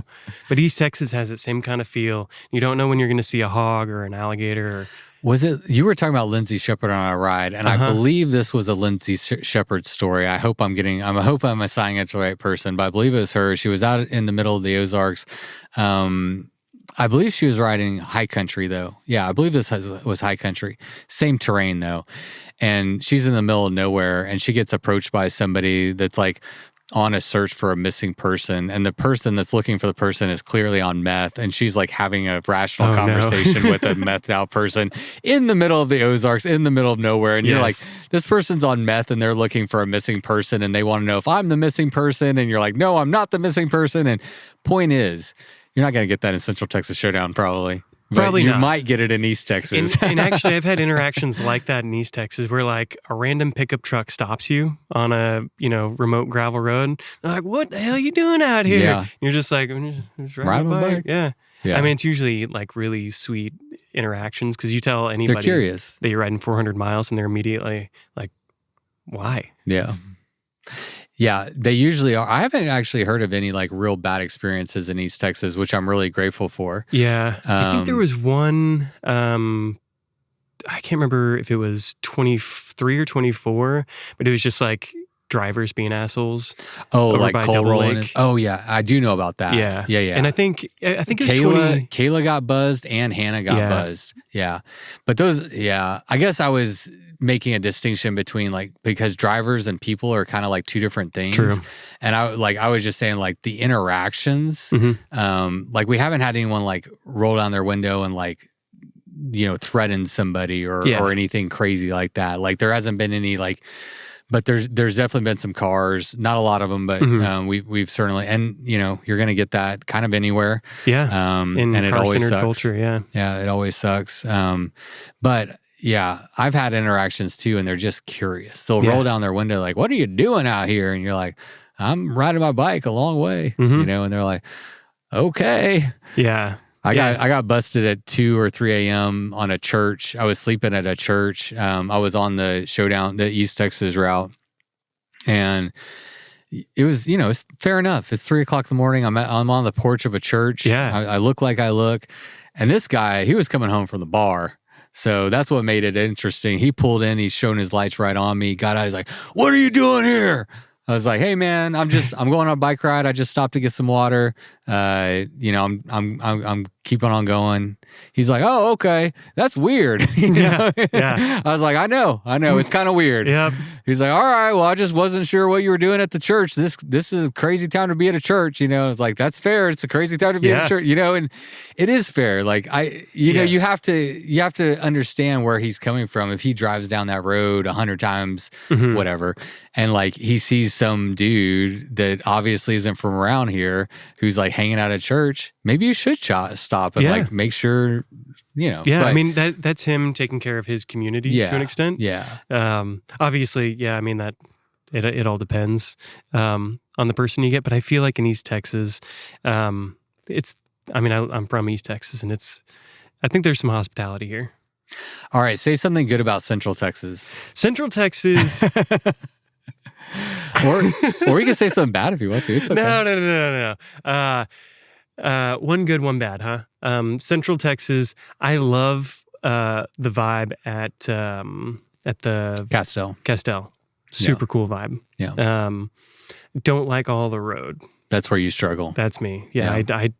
I maybe it's a mixture of whatever ailments are in my brain, but I just like go mad on the road. A lot of people do. Yeah. I mean, that's the biggest complaint or, barrier for a lot of people is the amount of road. Which adds to the challenge. Now, for you, does it make a distinction? Like, let's say you're on gravel roads, but they're really flat. Like, there's not a lot of like undulation. Yeah. I think over the years that has become more difficult for me. Yeah. Where I like you and your mountain bike stage right now. Like I love flowy single track. I like rocky shit where I have to like focus on what I'm doing, or else my mind will not do great things. Yeah, on roads. I mean, dude, they're my races, and also like East Texas and Central Texas aren't where I'm at right now in my personal journey. Like I've done enough like gravel bike packing for now. Like, I'm ready to I need it to be more interesting. I need it to be a little bit more challenging. That's a fun way to look at these 3 races, like the iterations of Patrick throughout, the last 5-6 years now. Yeah, maybe they'll just be all mountain bikes. Yeah. I have been thinking about that. It's so much harder to put together like mountain biking with what I'm doing. Yeah. It's like nearly impossible. Yes. And it would be stupid. Like I could loop in like a double lake. Mm-hmm. Maybe we could loop in some Sam Houston. Which on a gravel bike, I mean, I was on my mountain bike last year. But on a gravel bike, double lake is doable. It's funny because like right when I said it, because we just rode out here, I'm like, we could do double lake and here on a gravel bike. I mean, maybe just throw it as an option, like Arkansas. Yeah, the high country. High country, yeah. Yeah. Like making an option. Yeah. That would be so fucked up. I would love it. Yeah. Yeah. Anyway, but yeah, it'll be interesting to see how it develops. But I don't know. I like what it is. Yeah. And like even if I'm not like hardcore gravel riding right now, doesn't mean like other people aren't. And that's the season for people. I mean, I know if West Texas was your first, and that was like, because East Texas was my first event, long distance ultra thing. If West Texas was my first, I probably wouldn't still be doing it. Since East Texas was so accessible, it was like easy to prepare for the most part. The training wasn't too extensive, and then the bailouts there just numerous. So you're never in too much fear or worry. Yeah, I was thinking about it while you were talking. Like I said this on Kyle and Hannah's episode, but like you're another example of somebody who's like gone through the Showdown Series, who started with East Texas Showdown, and you've ridden in Greece and Kyrgyzstan and Tour Divide. And wait, you haven't done Tour Divide? I always I just assume you have, but you went over. Yeah. You did the trees triple crown. First. Yeah. Are you gonna? What do you think about Tour Divide? We can have another. This is about you. We can do it. All right. Fine. Yeah. So we do have. I don't know. What's our time like right now? We're at 1:50. Yeah. Oh, really? Yeah. You want to do some? Hang on. Let me. I'm gonna have to edit this stupid thing. So let's just do some listener questions. Hang on. Speaking of okay, we got all that. Ooh. Okay. So, I don't know if this is a user question or not, or An AI? Is this AI? Eric's like, I'm interviewing Patrick. What should I ask him? What's an Gemini? ChatGPT.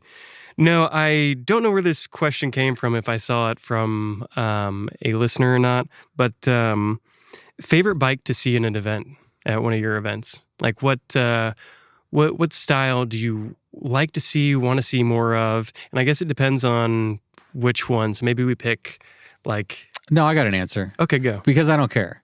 But I do have an answer. Hit it. But what I want to see is people bringing their individual personality to the events, whatever it is, and know that these are events where we're going to celebrate you, right? Like the ones that stand out to me, if we're in East Texas now. Yeah. So like, I wish I was better with names, but you'll know who he was. Part of the Gravel Boys. He rode the Showdown fixed gear. Oh yeah. And he had the handwritten notes. Mm-hmm. For the whole fucking ride. And the just style wise total, the helmet. The helmet. Do you remember his helmet? It was like the bowl. It was like a big white helmet, like an 80s. I don't even like almost a motorcycle helmet. It was kind of like motorcycle. Yeah, like it was very 80s style. Like, with silver trim kind of thing. Yeah, like he stands like that is just so fucking cool. Yeah, I should have podcasted him. I still should. Like you should. Yeah, that was so fucking cool. Like that is awesome. And then Lex, I think it was Lex that rode. I think he did Slowdown, cowboy hat. He had a flask of whiskey strapped to his fork. He rode it in cowboy boots the whole time and cut off jean shorts. Yeah, dude, all that, man. I love to see that. Dude, whenever there was a group that finished at CTS this last year that they stopped right before the finish line and they got kites going and they finished the finish line with kites going. So good. I just love to see people having fun, bringing their personality. And what I like about the Showdown series and what I want to promulgate is like the ability for people to experience it any way that feels right to them. And that's why I think it's fucking awesome to go fast. Like if you trained and you dialed in your fitness and your nutrition and you were mentally strong and you put in a really clean run, that's super cool. Yeah. It really is. Like, and we should fucking celebrate those people. Totally. And also like everybody else who's doing it in their own way, or, maybe they're a 3-dayer and they're just struggling the whole time. That's fucking awesome too. It's your first time riding more than 30 miles, dude. And you're doing 100? Let's go. Or whatever the lowdown is. The super lowdown is only 89 miles. Yeah. So yeah, I mean, you can do like 90 miles, but like, that's what I want. That's what I want is my events to be welcoming for anyone, like anyone, wherever you're at. Any bike, bring it. But I love, dude, Randy Wendell. I know, I wanted to mention him. West Texas, come on. Yeah, coaster Fully rigid, coaster brake, single speed. Madman. Come on. You know, like that's the fucking jam there. Alex Maldonado. Single speed. Attempted fixed gear for ETS 2324 or something like that. And I think West Texas too. Or no, not West Texas. He was at West Central. Texas. Yeah. I interviewed him for the podcast. Holden Mars, he built his own bike. He built the frame, fixed gear, single speed. Well, obviously fixed gear. I don't have to say single speed. Fixed gear. And he had a good showing. I don't remember his placing, but he did the showdown at Central Texas, which at that time was 472 miles. I love all that. Yeah. It's hard to pick a favorite, but I love to see people bring whatever they want to bring. So your favorite bike is whatever suits your damn personality. Yeah, bring your damn personality. Yeah. Yeah. I love it. All right, cool. I think that was probably my question. All right, so we're going to go dive into listener questions. We have about 12 or so. Let's go. This is from, I guess, I should say who it's from, huh? Sure. Victor from West Texas. From West Texas. Yeah. Nice. Single speed. Third place single speed. Slow down. And great human. I didn't get to hang out with him, enjoyed him too much there, but we've been chatting on the internet, and seems like an awesome guy. Yeah. Hopefully you make it out to East Texas. I don't know if you've seen him on the roster. He's signed up for East Texas. Sick. Yeah. It's official. Showdown single speed? I don't remember what category he signed up as. Okay. Yeah, I don't remember. His question is, I feel like he's punching me in the face right now. Will anyone finish West Texas Showdown on a single speed? Before you answer, Victor, yes. Somebody will in 2026. Oh, on Showdown. Yeah. So we had 3 slowdown single speed finishers at West Texas this year. We only had 3 finishers and they were all geared. Yeah. All on mountain bikes, FYI. Yeah. Who was doing Showdown? Me, Randy, Steve Flucci. Oh my gosh, Steve. Yeah. I was really once I scratched at Salceda, I was like, you got this, Steve. Because he finished Central. Yeah. No, he was in the running for the triple star. He was going for the triple star. First ever single speed Showdown triple star. We were all rooting for him. Yeah. And he was DFL at Central. It was, dude, it was just, that's one of those moments. I was just so proud of him. Yeah. Because he passed to go on the death loop well after the hoedown was over, everyone was gone. He's out there by himself, just fucking getting it done. Grit. And I don't know this for a fact, but I also know that what kept him going was a completion at West Texas. And so I bet that stung a little bit, but we're rooting for you, Steve. You're fucking awesome, man. Oh, Steve, I hope you get back at it this year. And I hope that there are other single speeders that want to take on the triple star challenge. Yeah, it'll happen this year. Yeah. I'm looking at one of them. Yeah, it's gonna happen. I intentionally like reviewed my schedule for races this year, and I'm like, I have less races on the books than I did in 25, and I'm hoping to not be burnt out by the time I get back to America. Yeah, that'll be big. Yeah. Yeah. Okay. We kind of went through this already. This question comes from Megan Manow, volunteer camera person. Hey, Megan. What's up, Megan? What got you started? Where did this dream come from? And give me a link for volunteer opportunities. Not my OF. Okay. Yeah, we did kind of cover this. Okay, there's something I could add to that. Okay. I will say my mission statement with Bikes for Death, prior to it ever being Bikes for Death, is to introduce, to create outdoor advocates through outdoor experiences, essentially. Like, I don't beat the, hey, we should all be, protectors of wild spaces. Like, you don't hear me maybe say that all the time, but I believe like that is the thing I'm passionate about, right? Like, we have our national parks and our state parks and our wild spaces because Roosevelt and others like stood up and people fought for us to keep having them now today. And we've seen them come under attack many times over the years. And we saw recently, Trump tried to, sell off or lease off a bunch of land. And that was an issue that was, both sides of the aisle stood up and said, fuck you. No, don't fuck with our wild places. But they will always be under attack. And if we don't stand up and protect them, they will go away. And so like, that's something that's very important to me. But the way that I like go about it is like, I would rather create you into like an outdoors person, right? Or give you outdoor opportunities. And when you have those opportunities and you have an intimate relationship with like, oh, I want to adventure. I want to go out and ride my bike for hundreds of miles, and I understand the value of this land and what it provides for me, you'll be inherently more activated to like do something. Yeah. And I don't need to say it. I don't need to tell you to vote a certain way or to go and like this will do it to you. Yeah, this does it on its own. And so like that's something I don't really talk about a lot. That's like super important to me and a part of my personal like ethos and like the values that I have. But I just go about it in like a different way. Yeah. I just like, I promote this and I think that kind of like takes care of itself. It really does. Yeah. And so like, I think that's something I don't talk about a lot. And so like, but that was like, before there was ever a podcast, it was like, oh, how can I like help this sector of the world, right? Like that's been the thing that I've been like championing the most is how can we protect our wild spaces? And this is just the avenue that makes sense for you to do that. Yeah. Yeah. Wow. And I do think when somebody rides through Davy Crockett or,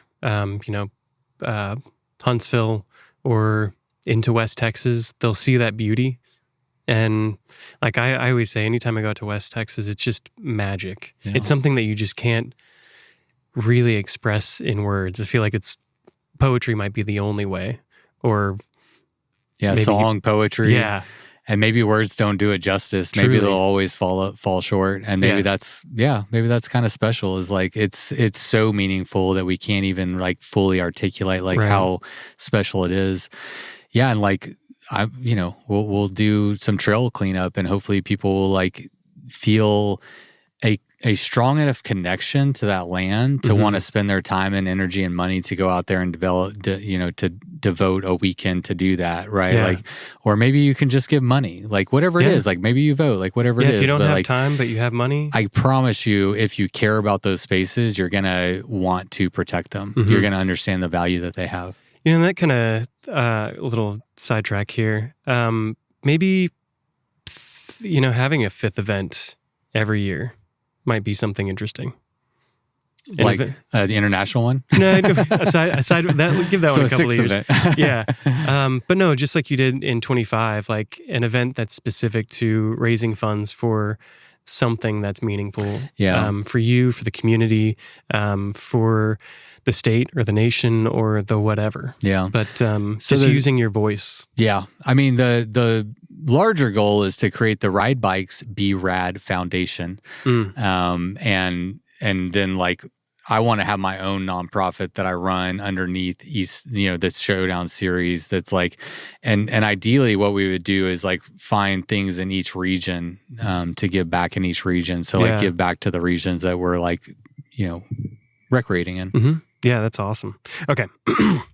Also from Megan, probably a more serious question than that, but how do you like your hot dogs? I like them well cooked and cheese and mustard on a bun. That's about it. Cheese choice? Cheese what? Choice? What's that? What kind of cheese do you like? Oh, cheddar.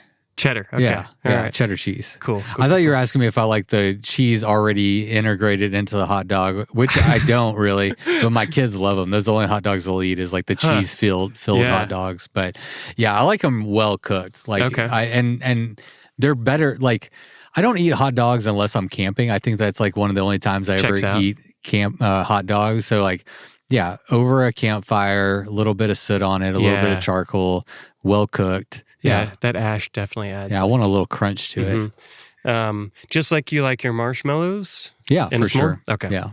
And I don't like s'mores because that goes back to the sweet tooth. But if I have to eat one, that's the way I would do it. Okay. What's this one's actually from one of your biggest fans. What's on your playlist these days? Ooh, what are you cruising to? It's so funny that you would ask me that. I was thinking about all the questions that I could get asked, and I was like, I'm just going to pull up my Spotify if he asked me that question. What songs? Lana Del Rey has been good lately. I always love Mount Joy. I've been like jamming them a lot. Gregory Alan Isaacoff. Who else we got? I got Mazzy Star coming up, Fontaine DC. What else? Oh, Nathaniel Ratcliffe. Yep. Leif Voldebeck, however you say his name. Okay. Mac Miller's on here. NF is on here. Yeah. Noah Reed. Oh, this is a good song. You recognize that?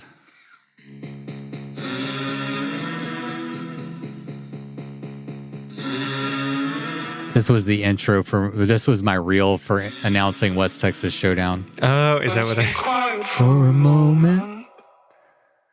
Watch the shapes begin to fall. Keep your head above the system. Keep your eyes towards the floor.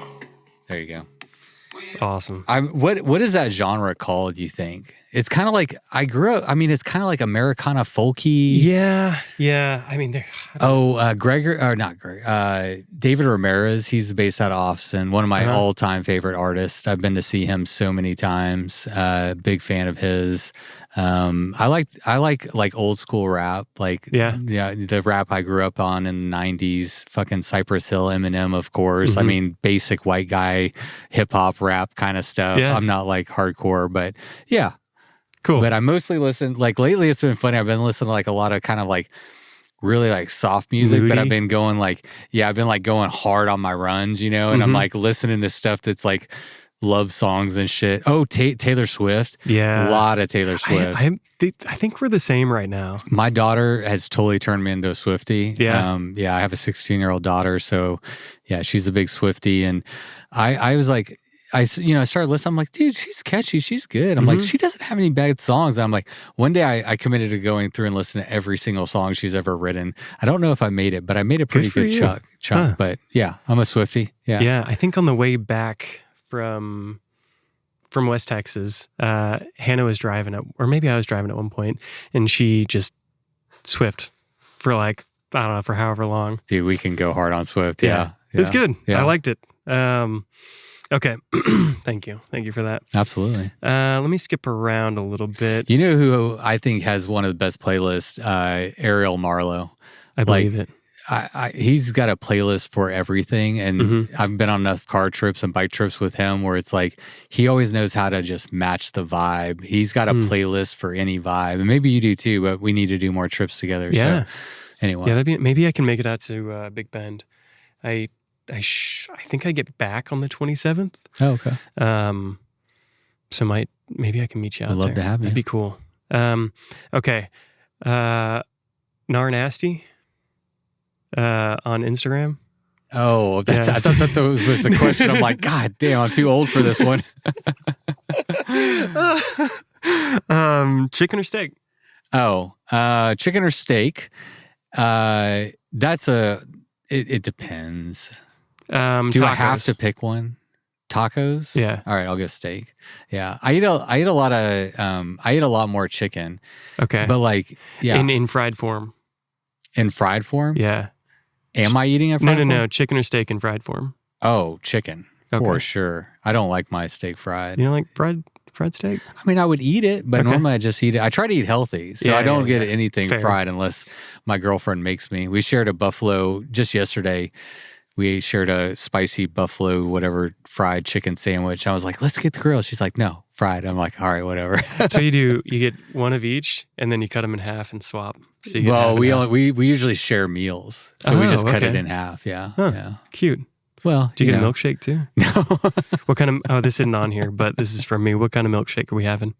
And from where, dude? I don't have a sweet tooth. This is hard. I think I would probably get. Oh fuck. Maybe I'd get vanilla steak. I'd get a steak milkshake. All right, vanilla. I'm boring. No. You just don't have a sweet tooth. That's all right. Just like various types of bikes. Yeah, I didn't get that tooth. Yeah, I got too many of them. Adv times. I'm saying just for all the listeners, the Insta names. What was your favorite ride in 25? Oh, that's easy. Yeah. That ride I went on after Central Texas Showdown to finalize scouting for Big Bend, West Texas Showdown. Where you took videos and stuff? Yeah. Yeah. So I created that video series. That was actually done over 2 trips technically, but I went on the 2-hour long one that I produced. So it was way too long in terms of like being entertaining. It was only made for information purposes. Like it was 2 hours long, so people could be like, "Oh, that's what we're doing." But I did it was Halloween, and I did an overnighter in Big Bend, and it was already routes that we knew, but the need was to create really good route files through like Fresno Canyon. Yeah. Mostly so people could know, okay, this GPS file is good. So Andrew and I had both been through there a number of times, but we just needed one route file that we knew went. So I went to, at that point, I already had a route that would work. Actually, there was just a 4-mile segment that I wasn't sure about. And that's the one I'm calling Fuck Patrick Road, because everybody said Fuck Patrick when they were on it, and I agree. But it's only 4 miles, and then it's fine. So PR. We'll hopefully clean it up at the trail work day, and then it won't be that bad. Yeah, man, I wish I knew that was Halloween for you. Yeah, so I was out there by myself on Halloween. Man, it was a good, challenging ride. Yeah, I did nothing for Halloween, so I should have been. I was by myself. I was by myself on Halloween. I forgot electrolytes, and this is so. I was about 14 miles in on day one, and you'll know that it's all uphill on day one. Like all you're doing is climbing up into the park. And, you're getting deeper and deeper and you're farther away from everything. And I threw up for the first time and I was feeling fine. I knew that I forgot my electrolytes. Like I left them in the car on accident. And so I was like, okay, just stay on top of your food and nutrition, your food and your water. And I did, and I was feeling fine. And I just stopped to like take a photo of my bike actually at this like overlook. And I stopped and I started like feeling a little off, and I just started throwing up like so much. And I was like, oh, that's not good. And I had to have a conversation. This is one of those times where it's like everything you do matters, right? I'm like, okay, I'm throwing up like a lot. Do I keep going into the park or do I turn around and like go back? And I had to like finish this route. And so I was like, I kind of need to go into the park more. So and so I kept going into the park. I threw up 5 times that first day. And I didn't know what was going on because I felt fine, but I was like running down on energy because I couldn't keep anything down, but I didn't feel sick.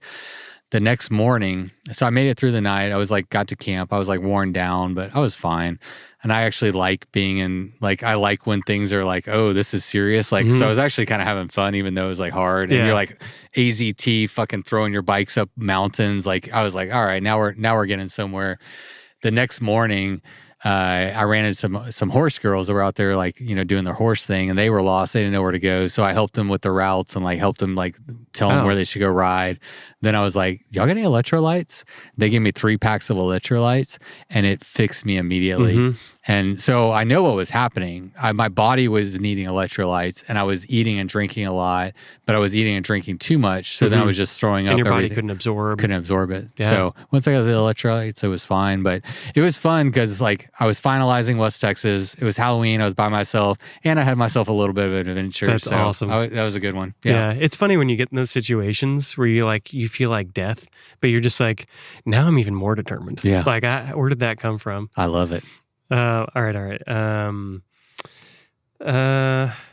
Oregon Gal, which podcasts and YouTube videos do you listen, watch? Not many. Yeah? Yeah, not many at all. Bikes or Death, that's it? Yeah.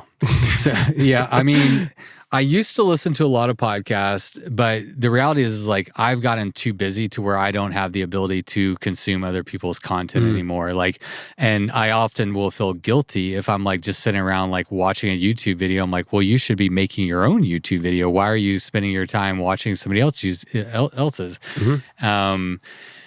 I like Andrew Huberman, the Andrew Huberman Labs podcast. Peter Attia. I actually like Peter Attia better than Huberman personally.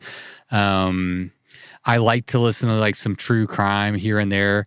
Shit's Town is one of my favorite podcast series. It was only like a mini series or whatever, but it's like this one story of like this town it's not really called Shit Town, but that's a great fucking podcast. Noted. That's fun. Oh, I've been listening to your coffee. Oh yeah. Coffee Table Spanish. You told me about Coffee Table Spanish. So I'm trying to learn Spanish. So I've been listening to that lately. YouTube, the only YouTube that I've been kind of consistently watching is Dan Cycles the World. He's just a guy cycling the world named Dan. But he has my favorite style of he's just touring around the world. He's always in a good mood. He'll go down the wrong road for like 20 miles and be like, well, that was a dead end. Oh, well, at least I got to see this pretty road. Turn around. You know, like that. He's just like, it doesn't matter. He's throwing up on the side of the road. It's like, oh, well, at least I got to see that hummingbird. Like whatever, you know, it's like he's never had a bad day. Oh, I'm going to have to watch that. He's really good. Doozer's a good YouTuber. Yeah. You know, he's fun to watch. But one thing that might be interesting to people, I have never listened to another bikepacking podcast as a rule. Okay. Yeah. I've tuned just to maintain your style? Yeah.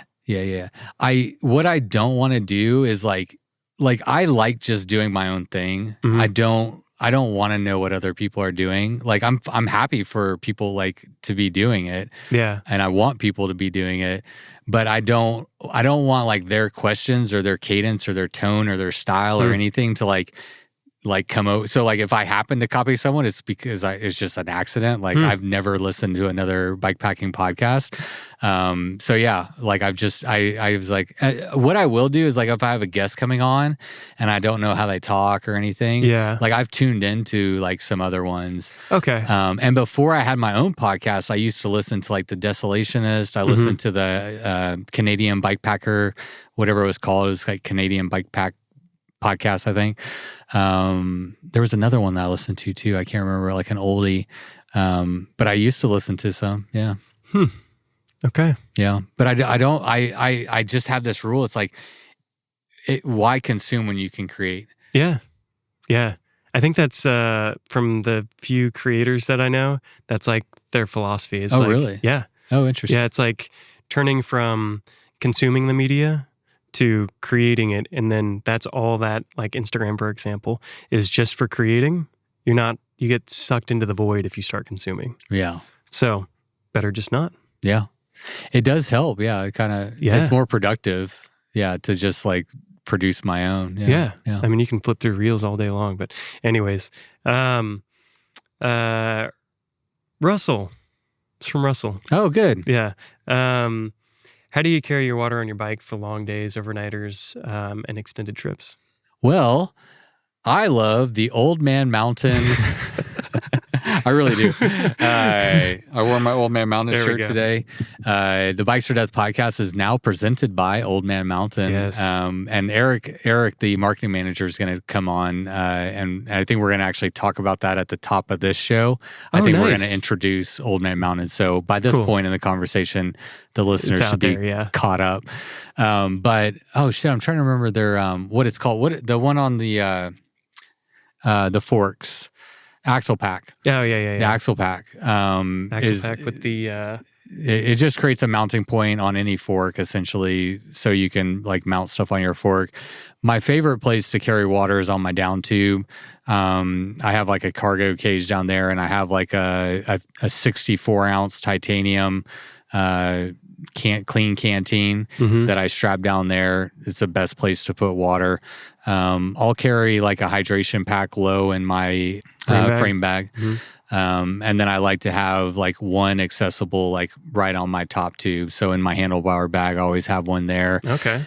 But it really depends. Like, I don't think there's like one answer because it depends on what you're doing. At AZT, of course, I had water on my back. I typically don't do that. I don't want stuff on my back unless, probably at Doom, I'm going to have stuff on my back because I'm expecting hike a bike. I want my bike to be lighter. At AZT, you want your bike to be lighter, so you want to carry some water on your bike or your back and get it off of your bike. But I mean, if you're going on a long distance, the answer is everywhere. The answer is on your fork, your down tube, in your frame bag, on your back, and on your top tube. Totally. It's kind of the answer. Yeah, I can tell you from West Texas, that was one of my downfalls. I carried 2.25. Ooh. Yeah. Buddy. Yeah. Ouch. On a single speed? Yeah. You're brave.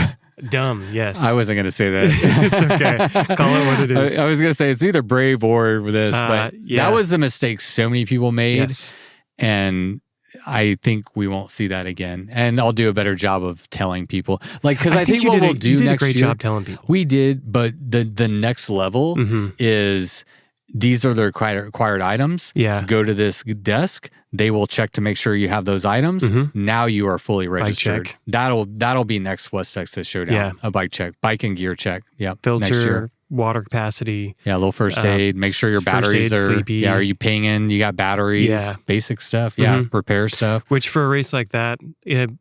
East Texas Central, probably not requirement. No, but we're not going to do it there. Yeah, but same with the Nelson races, the mountain races. Yeah, you get checked out because you could potentially get pretty fucked. Right, and it comes to like how hard is it to rescue you? Right, yes, like in East and Central, it's so much easier to get to you if there's a problem. But like Nelson's events, West Texas, there's a real consideration for rescue that has to be taken into consideration. Totally. I mean, it was a 3-hour drive from Sauceda to Terralingua? 3.5, I believe. Yeah. And it's rough on the vehicle. Yeah. Like Michael Wilson's truck. Yeah. Uh-oh. No. It was great. He did a great job. Okay. It's just like it's bumpy and rocky. Oh, yeah. It's rough. Cool. Past K0. What's the dumbest and smartest thing you've ever brought on a bike trip? Oh, my God. Let's go with dumbest first. I don't bring dumb things on bike trips.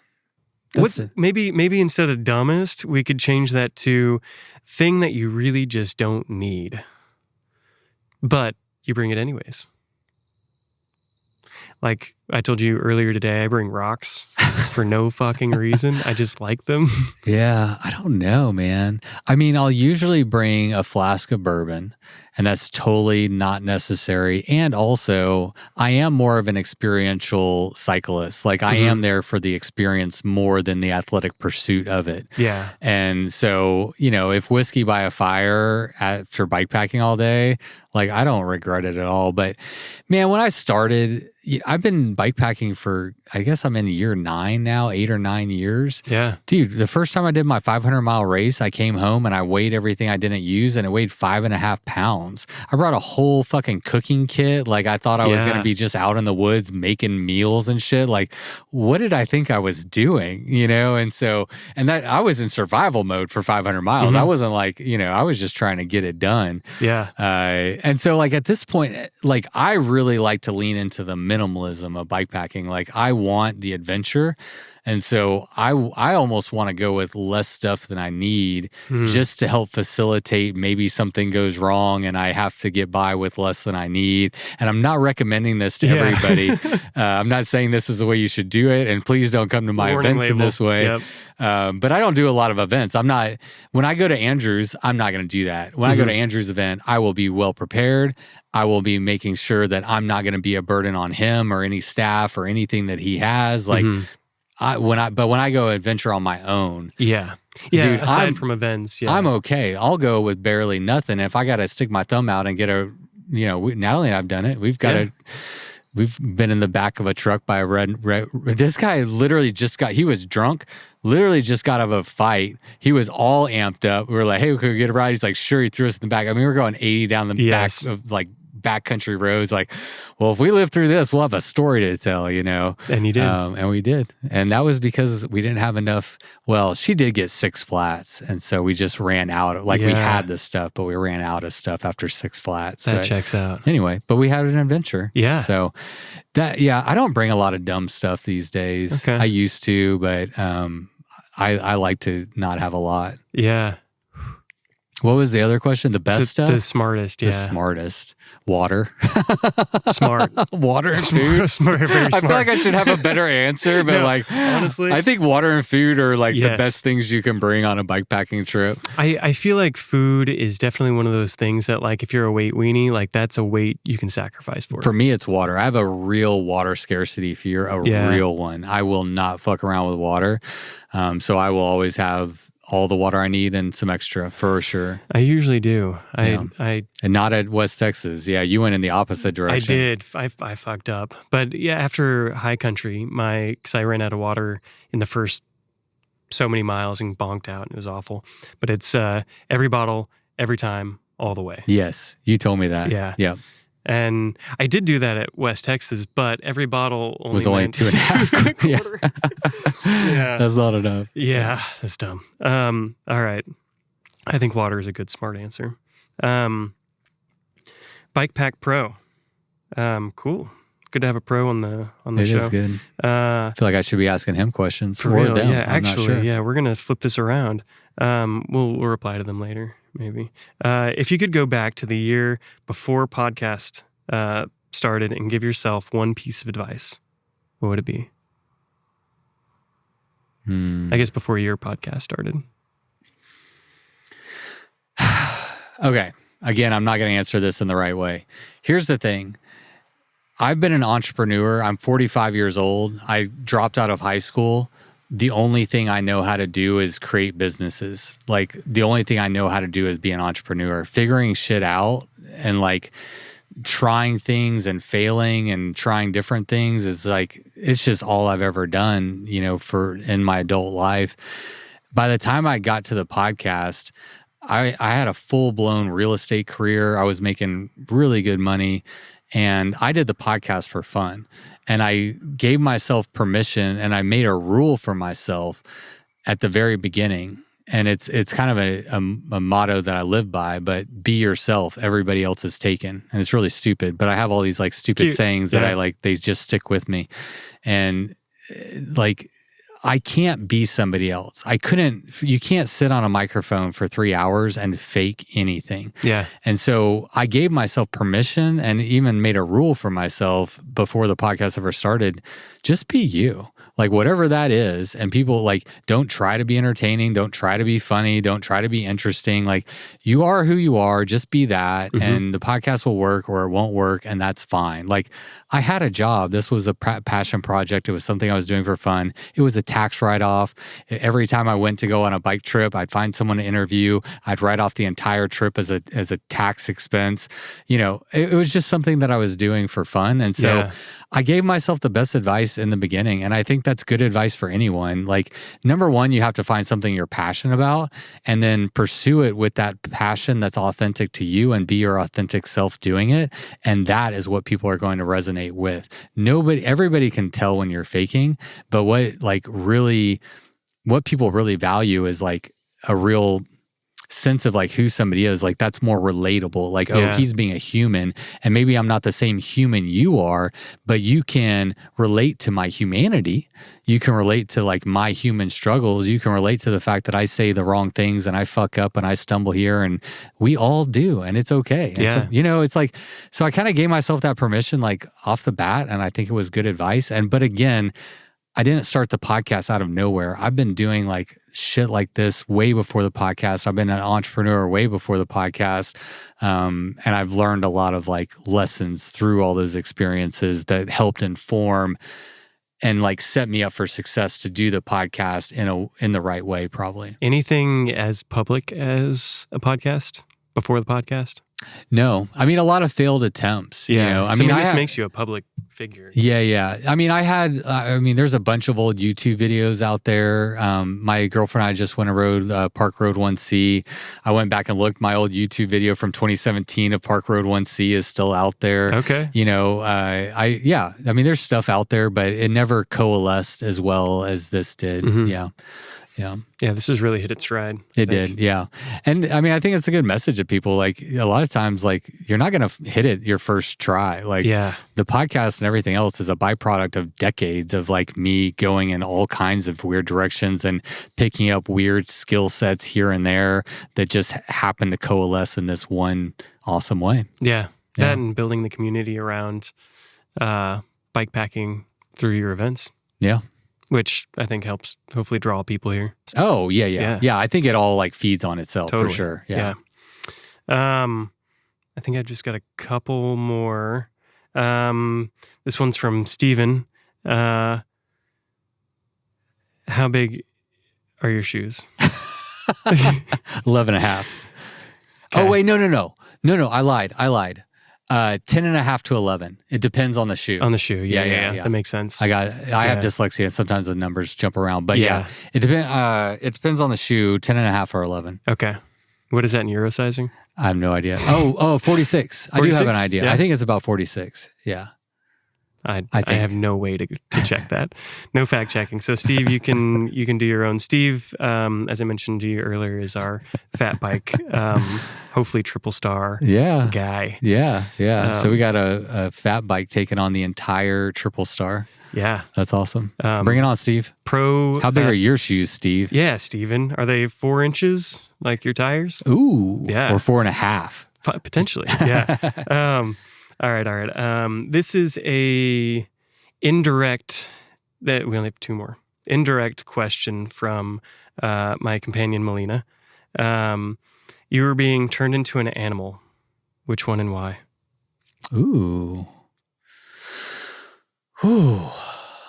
So many good options. I'm an animal lover, especially wild animals. I have a very special place in my heart for snakes. I love them.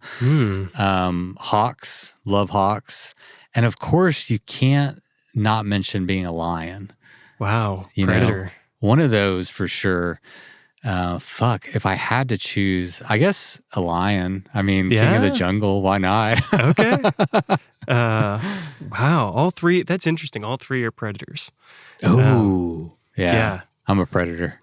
Yeah, I'm coming after you. Wow. Yeah, I'm not very passive. I mean, that's fair. If I'm going to be anything, I'm going to be I'm not a fucking bunny. Yeah. I'm not a fucking bunny. You're hungry. I'm hungry. Sure. I'm going to get after hungry like a lion. That makes more sense, I think, than the other ones. Because snakes, like, they get hungry, But then they're full for a while. Yeah. And birds, they just hang out up there and then they come down for dinner. But like lions are like in it. They live in the jungle. They live amongst their prey, their predators. They're in the savannah. I'm going with lion. Locked in. Locked in. All right. And last question. Who is your favorite athlete participant and why is it Hannah Simon? Is this from Hannah Simon? Anonymous. Hannah Simon has been on the podcast more than anybody else. So is that where this pod is? This potentially could be. From? Yeah. Last podcast was number 8? I think it was number 8. Wow. Yeah. I mean, Hannah's a badass. I've got to see Hannah's career like start from the very beginning. I got to be there and I've got to watch her career. And she's also very accessible. Like she's in Austin, so it makes it easy for me to interview her. And she's also been like super generous to always be willing to like chat. What was the question? Who is my favorite participant and why is it Hannah Simon? It's not Hannah Simon. It's not. I love Hannah Simon. Yeah. But I'll defer back to my original statement that it isn't one person that makes the events great. It is the culmination of all of them. And I really do mean that. And Hannah is a fucking badass. And I also I want, like, one of my goals with the podcast and my platform that I have and through my races is to promote and create opportunities for more women in this space. Like there's a lot of room for growth. And one of the ways we can do that is by showcasing and telling those stories. And so when I have the opportunity, I like to have as many women on the platform as possible. Megan Hakkinen is coming to East Texas this year, and I collaborated with her to like give away some entries and, 2 women and people who identify as women to participate in East Texas Showdown. And, that just speaks to like something that I want to grow. Like I want to help fill in that gap. And so I don't like that question. I love Hannah. Yeah. I love you. I love you Kyle. answered it perfectly. I love everybody that comes to my events, and so many. I'm large. I contain multitudes. Yes, I don't have just one person that I like. I can name 100 different people right now that come and they bring their own individuality, their own style, their personality. And I really do love it all equally. But like what I'm doing with the podcast is like, I've thought about this, and like the people who are the best at it are the people who inspire us the most. Like we watch on Sunday, we watch the best professional athletes play whatever sport they're playing on Saturday or Sunday or whatever, right? Like you go and you watch the best, and you then go into the gym or you pick up a basketball and you pretend that you're them. You think about them. You're like, oh, one day I'm going to do this, and you're not really going to do it, but you use them as inspiration, right? And like, so that I seek out those stories, like the people who are like doing awesome things. And it doesn't mean you've got to do the awesome thing, but it's inspirational to, and the other thing, like a Hannah Simon or an Eric House or a Kyle Gilbert or anybody, like you didn't start where you are. Like part of Hannah's story is that she started as a normal cyclist and she went on that crazy trip. What was the name of that organization? Do you remember? Bikes Without Borders, right? Which the one she rode from Austin up, 24K? Is that what it's called? To Alaska? Yeah, that one. Yeah, she did that, which was T4K. T4K, something like that. Yeah. Anyway, but everybody has a story. And so like you can tell like the progression of a human by talking to them. Like they haven't forgotten that they used to only ride 20 miles and it was hard. Maybe they don't remember it as well as they used to, but we've all had that experience. You don't get there. And so I tend to focus on those. And that's why, like, I don't go to the park and interview the guys playing pickup basketball, like I want to interview the LeBron James. Yeah. And that inspires the people to go play pickup basketball. Yeah. And it's the interesting stories in between, I do think. Right. And then I do hope to like fill that gap between, hey, they didn't just wake up and do this. They really worked hard. And I think that's what I was talking about, why I think podcasts are great when we were riding earlier, is like, I want people to hear that like it's not just good genetics and they just like have a bunch of sponsors and they bought them all the right bikes or whatever. Yeah. Like they're working hard and they're also struggling, and their struggles might be different than yours, but they're having low moments and they're having to overcome those, or they're fucking cold and they're hungry and they're tired or they got lost. Like everyone, no matter what level you're at, are having the same experiences. Yeah. So yeah, try to tie it all together. I love that. Yeah. And Hannah, I love you too. Not my favorite though. I don't have a favorite. Yeah. I don't want to pick a favorite. No. That would be weird. And there are too many cool people. That's like asking someone to pick your favorite kid. Like it's just not a fair Well, you already question. did with West Texas. Oh, well, I meant my real kid. I meant my real kid. Yeah. Yeah. My routes, I'll pick my favorite route. Yeah. And I think everybody will stand behind me on that. Probably so. Yeah. I know I definitely do at this point. Yeah. I love ETS and it's got a really soft spot in my heart. Yeah. ETS has a major soft spot in my heart. Yeah. But West Texas sits in my throat like a lump of coal. Oh, in your throat. I like that. Good. Thanks for doing this, Eric. Yeah. No, thank you. Appreciate the time. I really appreciate it. Are you out of questions? I mean, I can keep making some. No, let's wrap it up. Yeah, it's getting dark. Yeah. You got to call in 2 minutes. Man, we timed this so well. It was pretty good. Eric House, I really appreciate you doing this. Yeah. For anyone who doesn't know, Eric and I were supposed to record an episode together, and he's like, "Hey, man, why don't I record you for your own podcast?" Which is a really like thoughtful and selfless offer. We don't hear enough from you. Well, I think people hear too much from me. Yeah, but it's all about race stuff, not about you, the man. Yeah. No, it's good. I think after this year is kind of nice, especially now. I feel like I have more to talk about now. Mm-hmm. You know, like I feel like I've intentionally just been building, and it is kind of fun now at this juncture to like look back and say, yeah, we did that. Yeah. That happened. And here's where we're going, and come on out. You, the community, and all of the volunteers over the last now 6 years have created something that I think is pretty incredible. I do too. And I think it's going to be lasting. I really do. I mean, that's the goal. Like this is not going anywhere. It's only going to get bigger and better and more awesome. Yeah. More inclusive, more accessible.